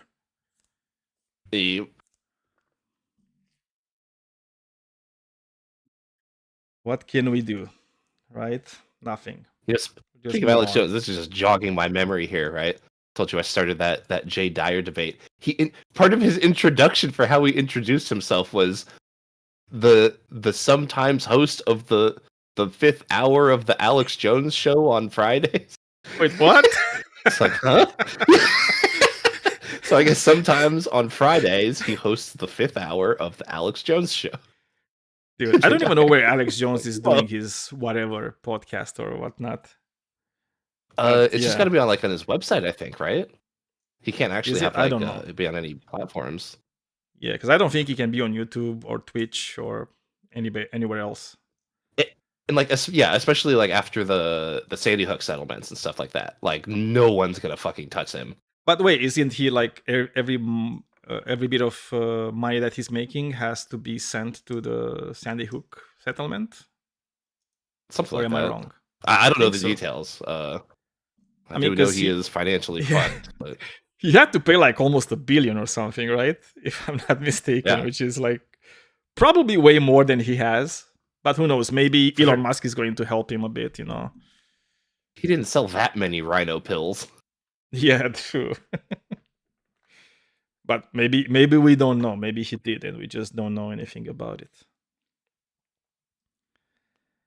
Well, yeah, that was a crazy talk with that guy. God damn it! But I think you might have been right. I should have like cut it a lot shorter than I did. That's But- I do think that like after I initially said it, you did bring up a really interesting point, right, about Donald Trump being a convicted fraudster and him supporting that, right? And I think that like that actually was like a really good point that completely showed his fucking dishonesty, right? Where he thinks that like because it's doesn't care, logically probably. possible that astronomers are committing fraud, that we should we need hard evidence. But then when you actually show him hard evidence of things, he's like, well, I mean, it's logically possible that it's not the case, right? Like just complete dishonesty.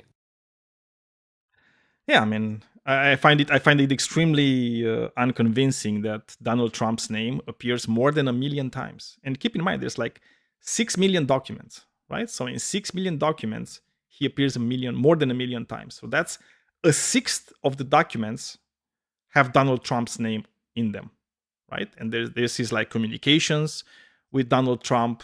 It's emails to Donald Trump and from Donald Trump, and it's like photos that have Donald Trump in them, and so on. It's just crazy to think that he was the only one that had nothing to do with it. Dude, at least like the smallest thing there is that he knew what was happening, right? Maybe he didn't do anything, but he at least knew what was happening. I find it almost impossible for him not to know anything, right? And if you're looking at his administration, there were like 37 people named in the Epstein files, right? And by the way, it's like we don't even know. It's like some of them might be co-conspirators. We don't know because their names were redacted in a lot of, co-conspirator documents. Like we don't know that.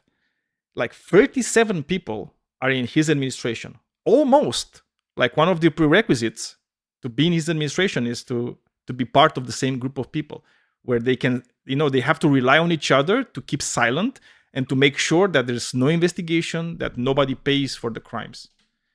And I find it absolutely disgusting that we have all this evidence, right? And especially after the thing that I read to you on on that photo, right? And there's just one piece of evidence, just one photo. Right, that's literally one page. Yeah, there's way more than that, right? And after we see that, there's literally 0 arrests and 0 investigations into it. I just find that extremely disgusting.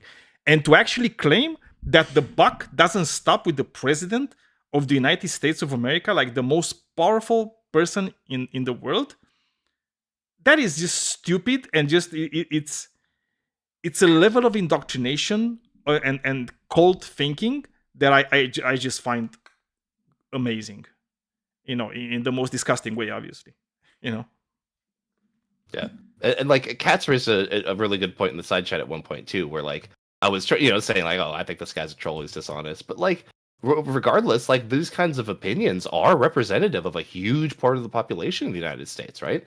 Like this is, for better or for worse, this guy was not the most radical person out there. He was like the average MAGA supporter nowadays. And thankfully MAGA, it does seem like, is slowly on some sort of decline, but still, yeah, that was not like the most fringe view out there. No, it's not. And this kind of seeps into like everything in society. Because if you're willing to turn a blind eye to this type of things, you are going to be willing to turn a blind eye to a lot more than that.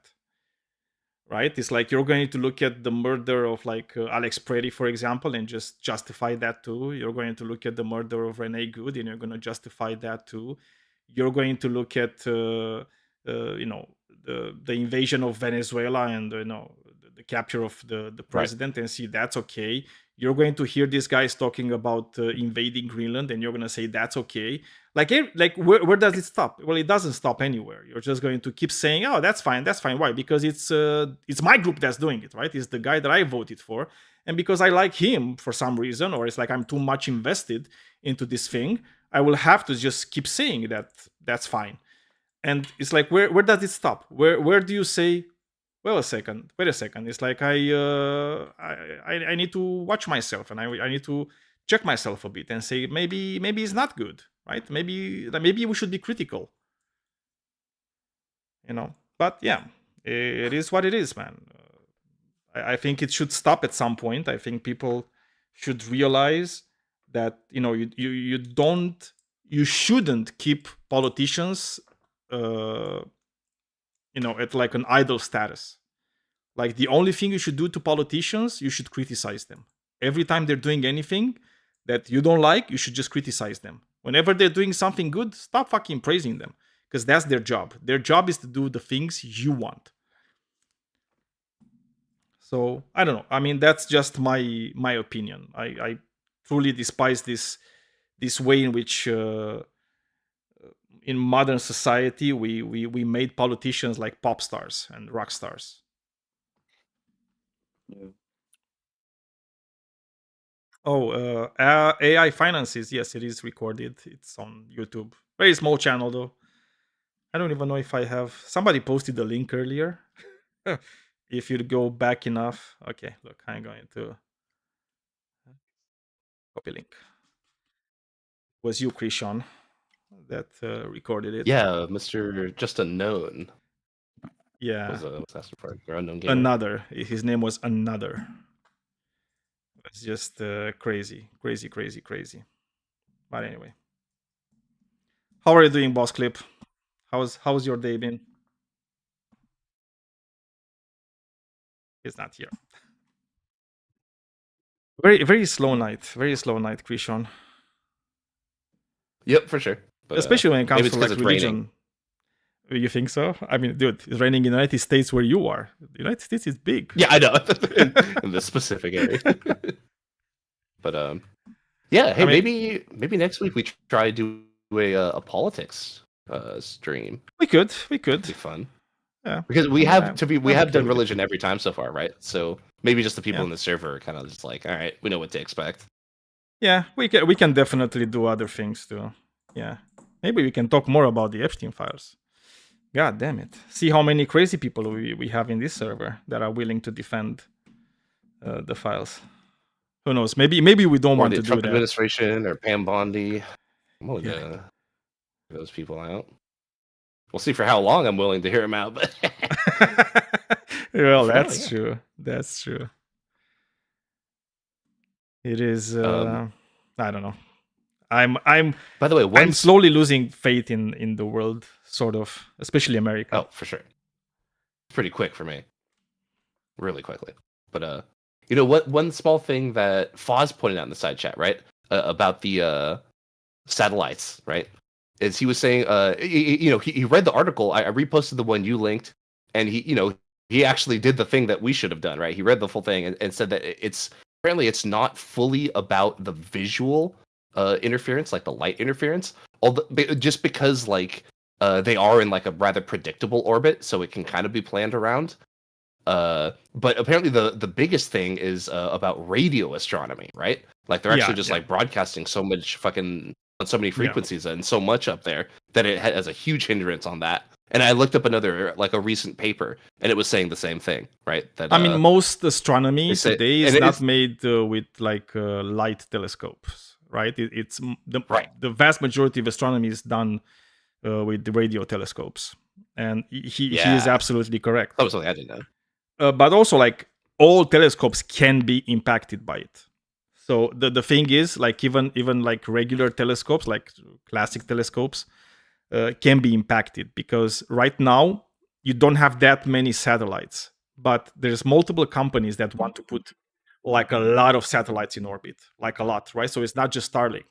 There's multiple companies that want to do it, and the more you have, and by the way, it's like when I'm saying it, like they want to put like tens of thousands of satellites each company, right? So it's like whenever you're gonna have like tens of thousands, like even if you know the orbits and everything, your windows of opportunities are going to get smaller and smaller, right? So you're still not going to have like a lot of time.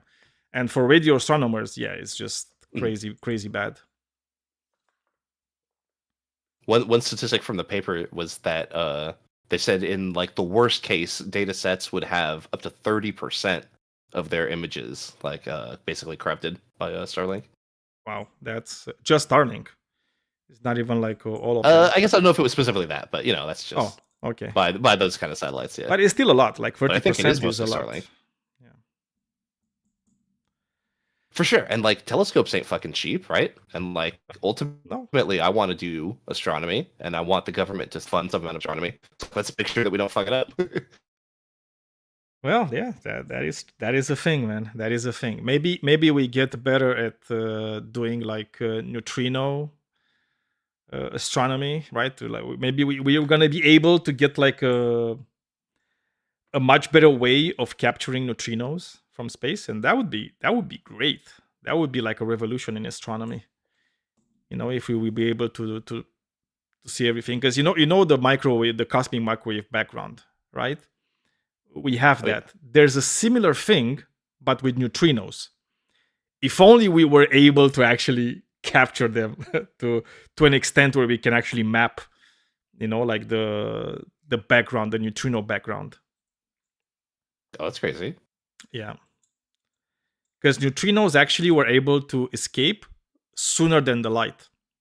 So we would have a much older picture also of the beginning of the, the Big Bang. Nice. That's quite nice. Yeah. I mean, neutrinos are pretty great, I gotta say. They're very nice particles. Top 3 particles, they're up there. I mean, kinda. I mean, I think it's my. I mean, I think I still like the electron. It's like the best particle because we still don't really know that Electrons much about it. Yeah. But neutrino is probably you're a like chemist, right? Yes. Of course, you like electrons. I mean, I'm telling you, like even as a physicist, you should also like the electron, right? Like the electron is an amazing fucking particle. But neutrinos, it's a solid number 2, like solid number 2. And maybe who knows? Maybe we're gonna see exactly what dark matter is made of, and that might be like the number 3. It takes place of the neutron. Because I like the neutron. I think the neutrons are really great too, because you get neutron stars. Just made out of neutrons. They're amazing. Neutron stars are badass. Yeah.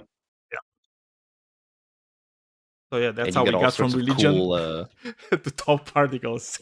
Get all sorts of cool like radioactive reactions too with your neutrons.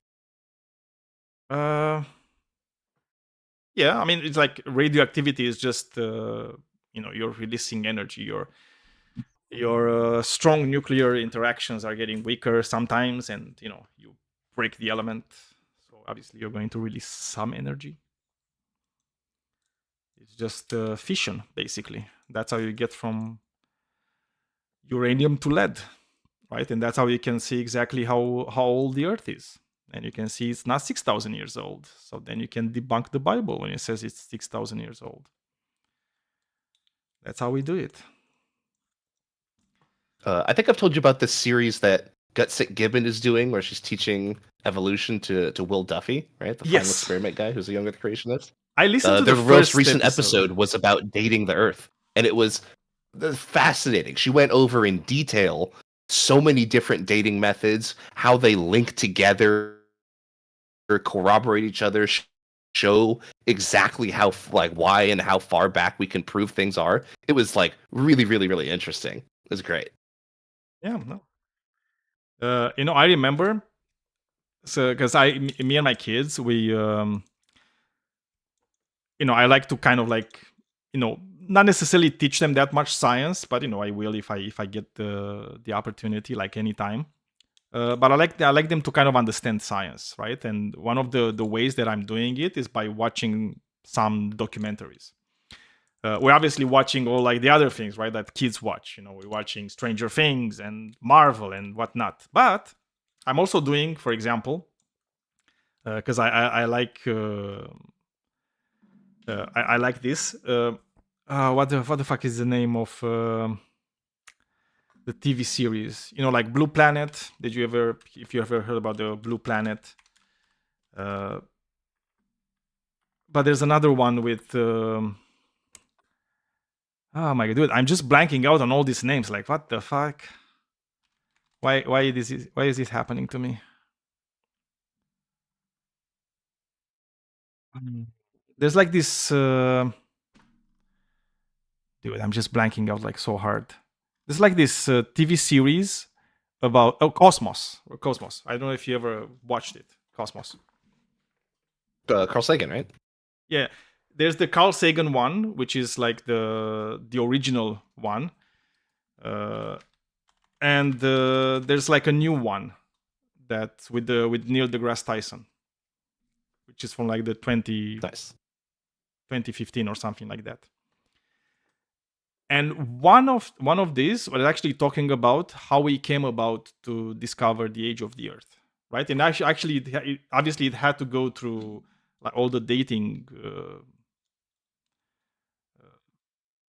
of the dating methods, right, for the Earth. And sure, one of the things that I really liked about them is like both of them actually remember that like way after we watched it. Like way after we watched it, they actually remembered, because like the whole story of like the guy's name was like Claire Peterson was really great, because he was given this task at his university to actually see what the age of the Earth was, and he was doing like uranium lead decay, and he just had like these samples of quartz, and he just needed to get the age, right? And he was taking them through his machines, and he was just getting like random numbers, like all the time. Every time they were just different. And the guy was just going crazy. He's like, why is this happening? Why is this happening? Why am I getting just like random numbers like all the time? It's like nothing fits, And it made no sense for him. And the only thing that made sense to him was contamination. And he was wondering, like, but why am I getting this contamination in my samples? It's like, where the hell am I getting this lead from to contaminate my samples? And he came to the conclusion that he was getting lead from the atmosphere. Because back then we were using lead gasoline, right? Oh, yeah. Yeah. And he was like the main guy responsible for us stopping the usage of lead gasoline. And if you think about it, he did one of the biggest services to humanity, because as soon as we stopped using lead gasoline, the crime rates went down. And by the way, they're still going down since then, due to the fact that we stopped using lead gasoline, which is amazing, right? And not only that, but he was also the first one to create like those lab rooms where they're like clean, like a clean room, right? Where you decontaminate and you just take everything out, so inside it's clean, right? There's no contaminants whatsoever. Yeah, he's the guy that made it, right? He created that first thing, and he was actually that's how he was able to actually determine the age of the Earth. And a thing that started like a very simple thing that should have taken him like 2 weeks took him like 20, just to do that, which is it is impressive. Right. It is impressive. Dude, that's actually a super fucking cool legacy. Yeah, getting rid of unleaded gasoline and making clean rooms. Those are both like super fucking important. Yeah. And this is why I get so annoyed and frustrated at these people like that guy, like another, that come in and say, scientists, they just commit fraud like all the time. It's like, dude, Do you know anything about anything though? Like, do you understand how important the work of scientists is for you personally? The fact that you're not breathing air that has lead in it, and they probably don't. I don't even know if they care that much. But yeah, you can't educate people by force. I don't think so. The people need to want it in order to get it. You can do that if you're trying to educate them in like the Juche ideas of North Korea, but well, I mean, like a real education, nope, can't force it. Yeah, I mean, re-education camps are for something else. Just saying, they're not to actually educate. It's just like to make sure that people know exactly what they shouldn't think, basically. They are maybe sometimes it's good to have it that way for some things. Maybe Trump supporters need like a re-education camp style. I don't know.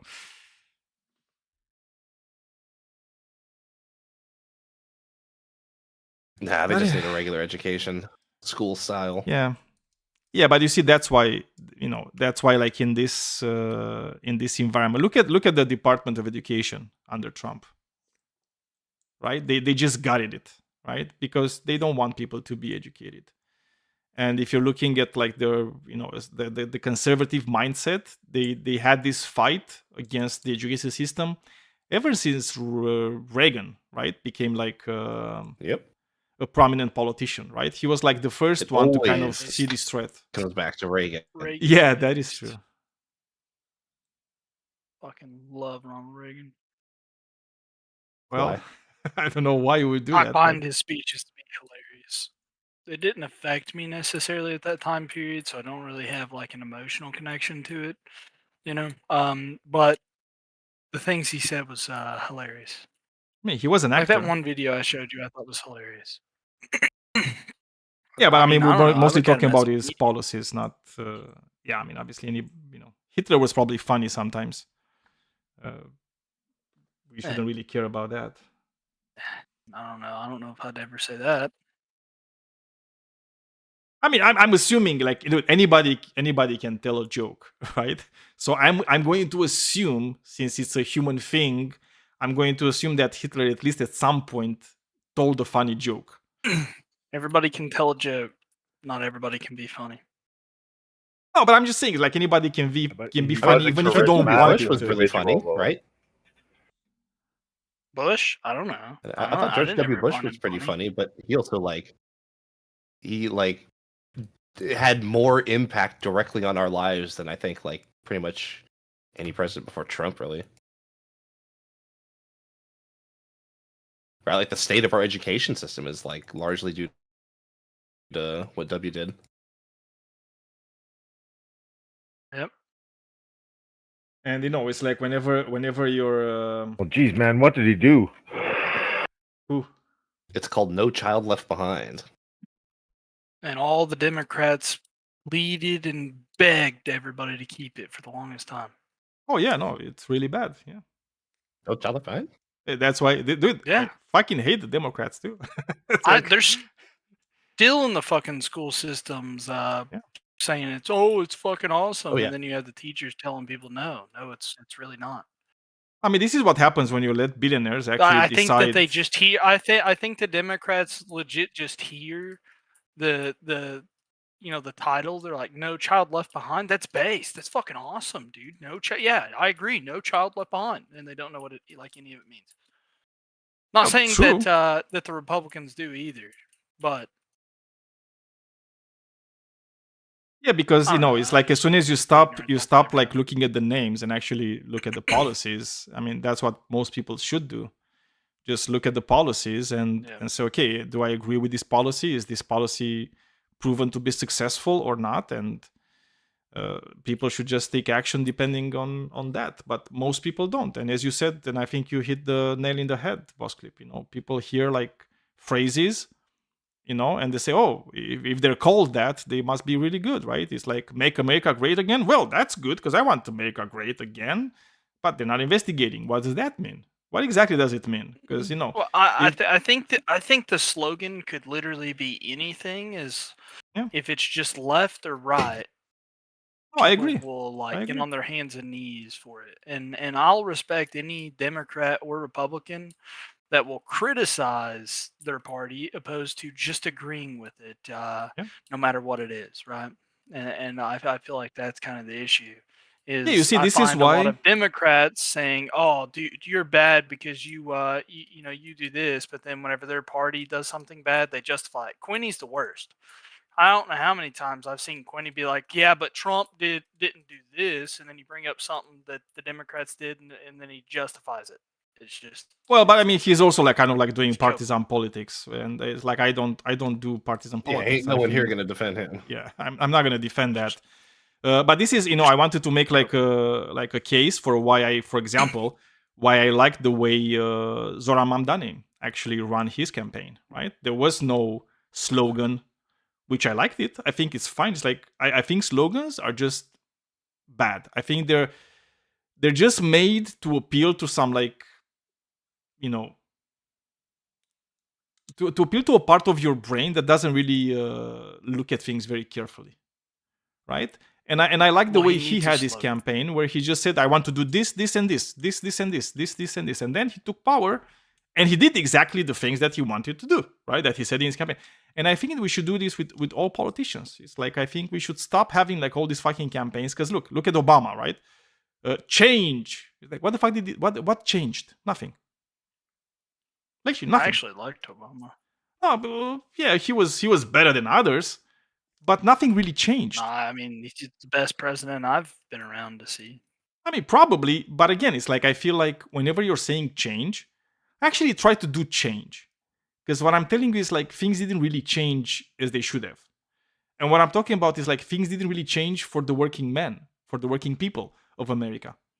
Right? He didn't really have like a great, I mean, he had a better foreign policy than Trump, for example, and Biden, right? But he would have had a much better foreign policy. I think internally, he just like a lot of other Democrats, he appealed too much to the billionaire class, and he gave them a lot when he shouldn't have. Well, can I throw an opinion out there? Of course. Without appealing to the billionaire class in some shape, form, or fashion, you're not going to get elected. Of course you are. It's just my opinion. Oh, but of course you are. I mean, this is the thing. So what you need to do is have balls. Because if you're looking at FDR, right? Do you think there were no like the equivalent of billionaires back then? Of course there were. But he didn't care. Not because he was like this fucking communist or whatever, because he wasn't. Right? He was like, he was a liberal. But he understood that he needed to do something like the way in order to America stop. Go ahead. My bad, I interrupted you. You continue. My bad. No, it's fine. He just saw that, if the way things were happening continued, it would lead to like really bad outcomes. It would lead to revolution, would lead to like really, really bad things. So he made the conscious decision to fight against the billionaires, to fight against like the Supreme Court, right? For example, he also had like a conservative Supreme Court, and he just said, "It's like if you're gonna fight me, I will win. If you don't do what has to be done for the people, I'm gonna fuck you up." And he got them scared, and it led to the biggest boom in American history. Right, like the periods with the most flourishing of the working class were under him, for good reason, because the marginal top rate, the tax rate was like 95%. 95%, man, that's crazy. And today is like what, 30, 40? No, it's 35 or something, 33, which is insane. When was this? FDR, and even through like the 50s and 60s, I think it was like over 90%. Yeah, just I don't know. Like, do you think you see the majority of Republicans or even the majority of the left-leaning individuals buying that? I don't. What, a marginal tax rate of like 94, 95%? Slogans sell their self, dude. and that's kind of the issue. Like with as much propaganda as we have now. Oh, I agree. With like, unless we like somehow change the way people's brains operate, there's like no shot that any of that gets bought.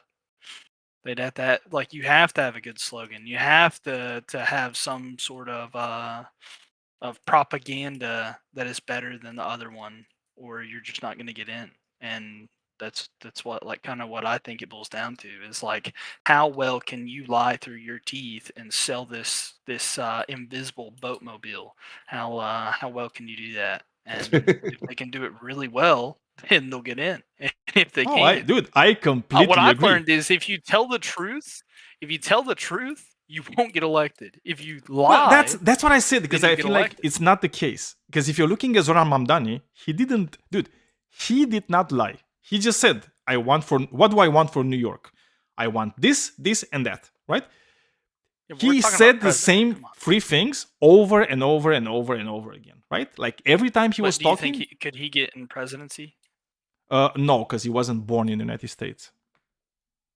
Well, even hypothetically speaking, even if he could, he wouldn't get in presidency. Oh, he probably would. I would disagree. He would have to have really good propaganda and be really good at lying. No, I don't think that's the He case. goes Because to the biggest bidder. no, because I think It's the biggest bidder of monopoly money. I can tell you exactly the way he did it, right? So it's like money, there's gonna be money, right? It's like that. And look, like money doesn't necessarily win you the presidency, right? It That's why I maybe said helps you. monopoly money. Maybe it helps you, but also like he didn't get money from like billionaires, right? Unlike Andrew Cuomo. Like Andrew Cuomo got a lot of money from a lot of billionaires, right? Did it help him? No. Well, he still didn't No, win. you just have to promise other people monopoly money. That's all you have to do. No. But I understand this. But again, it's like you're talking about elections, right? And I think like you can win elections by actually like being honest, first of all, because he was always honest, right? This is why I liked him as a politician.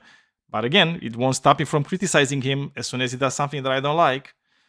And he kind of did a few things, we can talk about them if necessary. And I do criticize him for that. So first of all, he just, instead of like making a slogan out of nowhere, he actually said, you know what? I should look at what people need. What are the things people care about?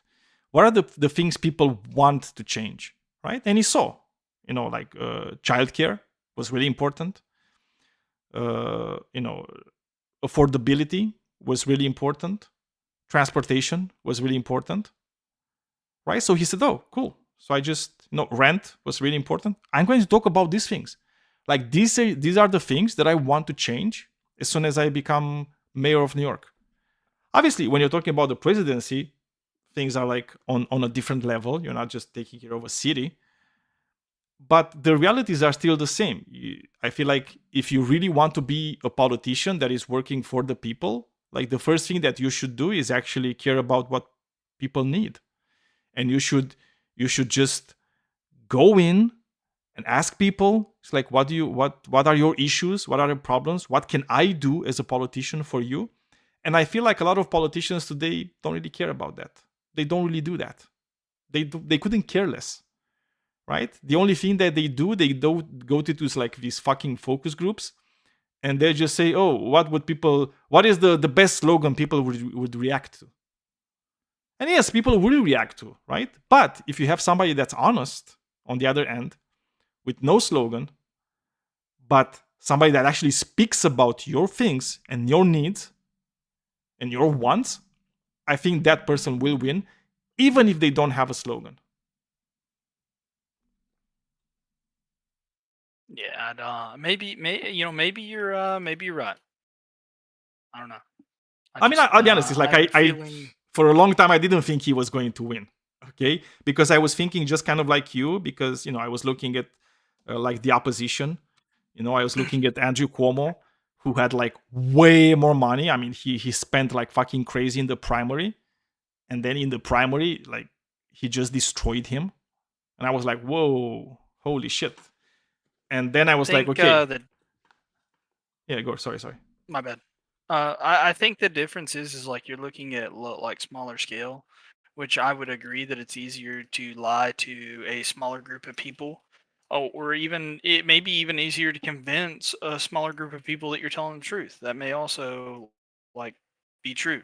But it's way harder to tell the truth in front of a larger group of people, like the whole entire United States, opposed to just one small sect of the United States, especially considering that I feel like we almost want them to lie to us with the way that we act towards the politicians. Whenever they tell us the truth, we say they suck. Whenever they lie to us, then we promote them. It's whoever can. Like, I genuinely think it leads to like whoever's the highest bidder. Like, if I can tell you that I'm going to be able to remove all tax, like all tax on tips, and then I just continuously spread all this this shit. If it was the case, it isn't the highest bidder. Then why did the Democrats react to that by saying, "Yo, we'll also do that"? It's just the highest bidder. They're Oh, just I can tell you outbidding each other why on when it bullshit. comes to the Democrats. So one of the things that Democrats have, and this is one of my biggest criticism of Democrats, is they're not really consistent with their views. You know, it's like one of the things, and I think this comes from like there's like this consulting class of the Democrats that is constantly, every time you have a candidate that is a bit more progressive, like the one thing they're doing, they're always kind of like pushing that candidate towards what they call like a more moderate position. So they're just pushing the candidate more to the right, you know, because they want to appeal to the more conservative demographic, which is bullshit, right? Because even if you're looking at like Kamala Harris, for example, when she started her campaign, like the message was a lot more progressive, like a lot more progressive. And if you're looking at that point, if you're looking at the polls, whoa, she was like way ahead, right? With the progressive message. As soon as you stopped having that progressive message and it started to tone down the message and shift more to the right, she started losing. Because the thing is like, why would you want a Republican light when you can just have the Republican, right? And as soon as you're going to try to cater to Republicans by having like fucking what's her name, the daughter of Dick Cheney, Liz Cheney, right? You're gonna do fucking like events with Liz Cheney? Like, really? What the fuck? When the other guy is saying that he's against the establishment, you're literally parading with the establishment on stage. Are you fucking kidding me? Are you all that fucking propaganda. dumb? Yeah, obviously, It's all because propaganda. they don't really believe in everything. Look at the conventions they hold, for instance, or the campaigns, right? Instead of them going up there and having a really good speech, half of it is spent with either comedians, celebrities, specifically singers like Cardi B singing during the Kamala Harris speech, or Hulk Hogan going out during the Republican speeches, and Charlie Kirk being able to promote Turning Point USA during the speeches. It's all, they're all trying to feed or sell you something. Like, they're trying to spoon feed you bullshit and then charge you heavily for it whenever you buy it. And I actually commend the Democrats on one thing: being inconsistent with the Democrats is the best thing you could do as a Democrat. Taking what the Republicans do good and applying it to yourself, I actually think is commendable, opposed to just doing nothing. I think that that's actually a good thing.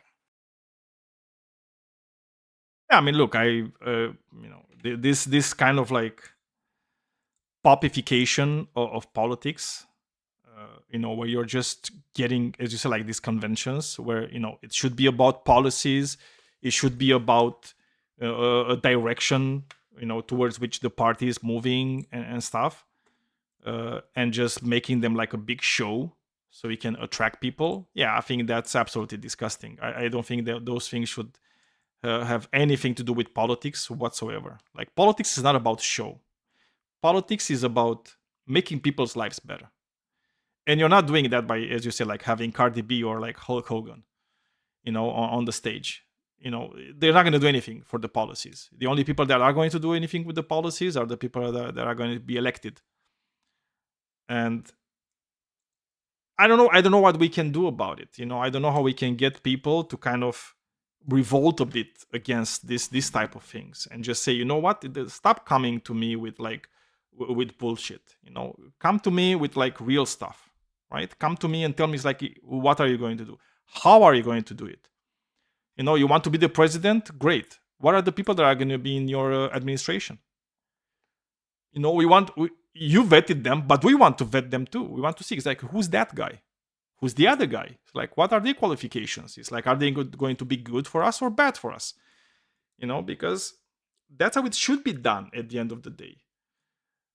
But that would also need like a lot of electoral reform in the United States. And unfortunately, I don't think you're going to get electoral reform that soon Krishan, because... how could you?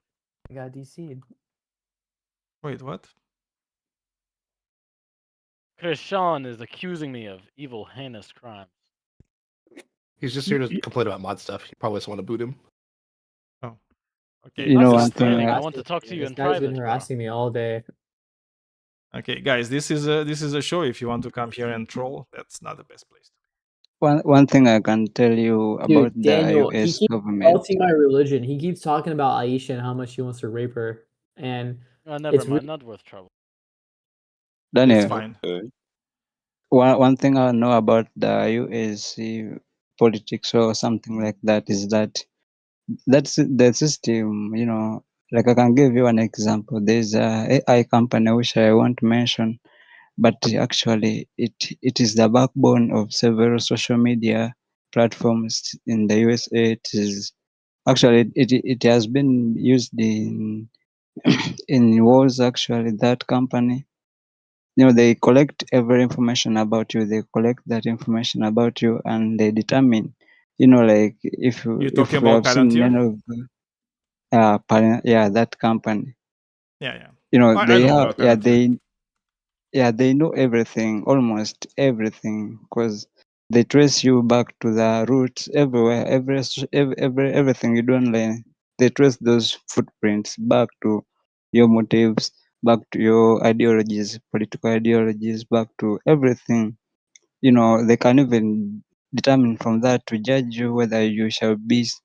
They can predict whether you shall be shall be someone, a law-abiding citizen, or you shall be a criminal. They can judge by that. And there are some occasions where people are denied visas because of whatever they did online that they can't remember, whatever they searched, whatever they, everything. So in that same way, let me give you the man Mark Zuckerberg himself. They choose people among you. Those very people are the people that turn back against you. Like Mark Zuckerberg, they say he's a school dropout. Blah blah. He started a company called it with a few of his friends, and it became Facebook later on. So that you don't judge when you see an app like Facebook, you just sign up without without much paying attention to the details. But that company actually they sell your they sell your only identity, whatever you search, your preferences, and they sell it to other companies in such a way. There's companies. Yeah, but this actually is a practice that's being done. No, I agree with you. So when you're talking about Palantir in particular, Palantir. So this is a company that was founded by Peter Thiel, and if anybody is like curious, you can go ahead and look exactly at what and who Peter Thiel is. He's also kind of like a crazy person that happens to have like a lot of money and a lot of influence. And Palantir was specifically made to gather information from all sources and just produce like this huge database of information.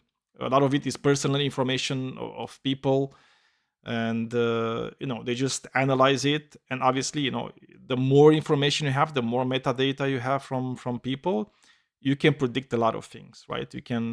You can know somebody's, for example, routine, right? Like daily routine, when they're leaving home, when they're coming back home, where they're working, where they're usually making their groceries, right? Shopping for their groceries, everything, right? You can tell those things, right? If you if you want, right? And the thing is, like, Palantir wants that, and Palantir works closely with like Homeland Security. It works closely with like a lot of governments in the world, you know, like the Israeli government and the Saudi government, and they're doing that in order to crack down on dissidents and you know, political opponents. Yeah, it's literally an evil company, right? And they're also bragging about these things. They're bragging about how they're being able to provide information where literally people are being killed, right, with the information that they're providing. So it is an evil company, you know, just like even Mark Zuckerberg, right? He's not the greatest person on the planet. You know, I mean, he might be a dropout, but he also comes from like a very wealthy family. He wasn't just like a random dropout. And you know, the moment he created Facebook, he created it by stealing it from somebody else, right? The guy that actually made most of the work, right? He defrauded him out of a lot of shares in the company, so he can become the majority holder of Facebook shares. Yeah, all these people, they don't really care. That's why it's a toxic billionaire class, especially this new tech bro billionaire class that think they're way better than everybody else, and they don't care, right? It's like, that's why they're building these fucking private islands with like you know, in case shit happens, they just go there because they think they're going to be safe. But they're not going to be safe, because those islands and those places are going to have security. And you know what's going to happen if things go to shit? The guys that actually do security, they're going to take over, and you as a billionaire, you're still going to get fucked. But they're just insane people that have like you know, like really, really bad takes on like a lot of things. They listen to a lot of other even crazier people. Yeah, it's not good what's happening. I remember there was like this guy Curtis Yarvin. If anybody is curious about Curtis Yarvin, you should read about him like a bit. I mean, this guy is proposing some really crazy things about how we should structure society. You know, they're trying to revitalize like this 1920s ideology of the technate states of America, where America should actually kind of take over some other countries so it can become bigger and more important. And those countries are kind of like Canada and Venezuela and Greenland and Mexico and so on. They're just literally insane people and very racist also at the same time. I kind of rambled a bit, so sorry about that.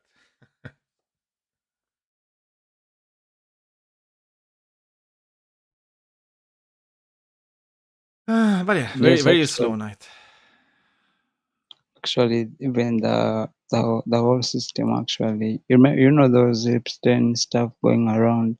That was Yes. like testing. They were like testing the waters.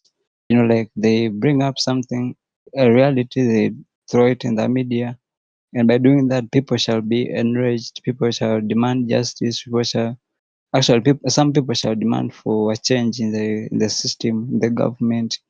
And by doing that, you know, you shall not care about the next person. For example, like Trump, for example, you shall remove your trust from Trump, and all what he says, whatever promises he makes, people shall remove their trust from him, and that shall be paving a way like to the new world order, whereby actually Trump has done a lot of things behind the scenes. Like he has strengthened the relationship with Saudi Arabia, with some Qatar, with some Middle East countries, the countries which were like which are not built on a mindset like that of the supreme leader of Iran. Well, I Like mean, they, it's like the you main know, thing is that he wants to get rid of Iran. I mean, that's like the anti-Iran coalition is the biggest thing there, and obviously you're going to have Saudi Arabia. You're obviously going to have Israel, right? He's also like a big proponent of Israel. But yeah, I don't know if the only people that have any power on this are the American people, and unfortunately, the American people are not doing that much to to enact some change. Let's see at the midterms if they don't steal it or something. Maybe something would happen then. But anyway, Midterms are going to be really interesting. well, it is if they don't steal it. As I said, there's a good chance they're trying their best to not have it clean, because all the data is telling us they're going to hard lose the midterms, and if they lose, they're going to be forced to do things, like investigate, and he's probably going to be impeached like the third time in his administrations. We'll see what happens, but nothing ever happens. Yeah, unfortunately I think you're right, Boss Clip. I mean, I want to be like an eternal optimist, so let's see. Maybe it will, but yeah, I doubt it. I think America needs to be a bit more progressive and actually look at people that are not like involved with billionaires, and yeah, try to actually change something. I don't think it's a progressive issue. I think it's an ignorance issue that we would have seen on either side.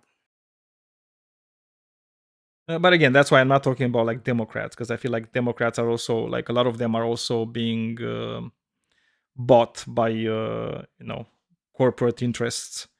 That's why you have people like Chuck Schumer and Hakeem Jeffries, which are, and there's a reason why like both these people are from New York, right? Because it's this proximity to money that is doing the heavy lifting there. But anyway, in the meantime, I will stop streaming. So thank you everybody for being here for the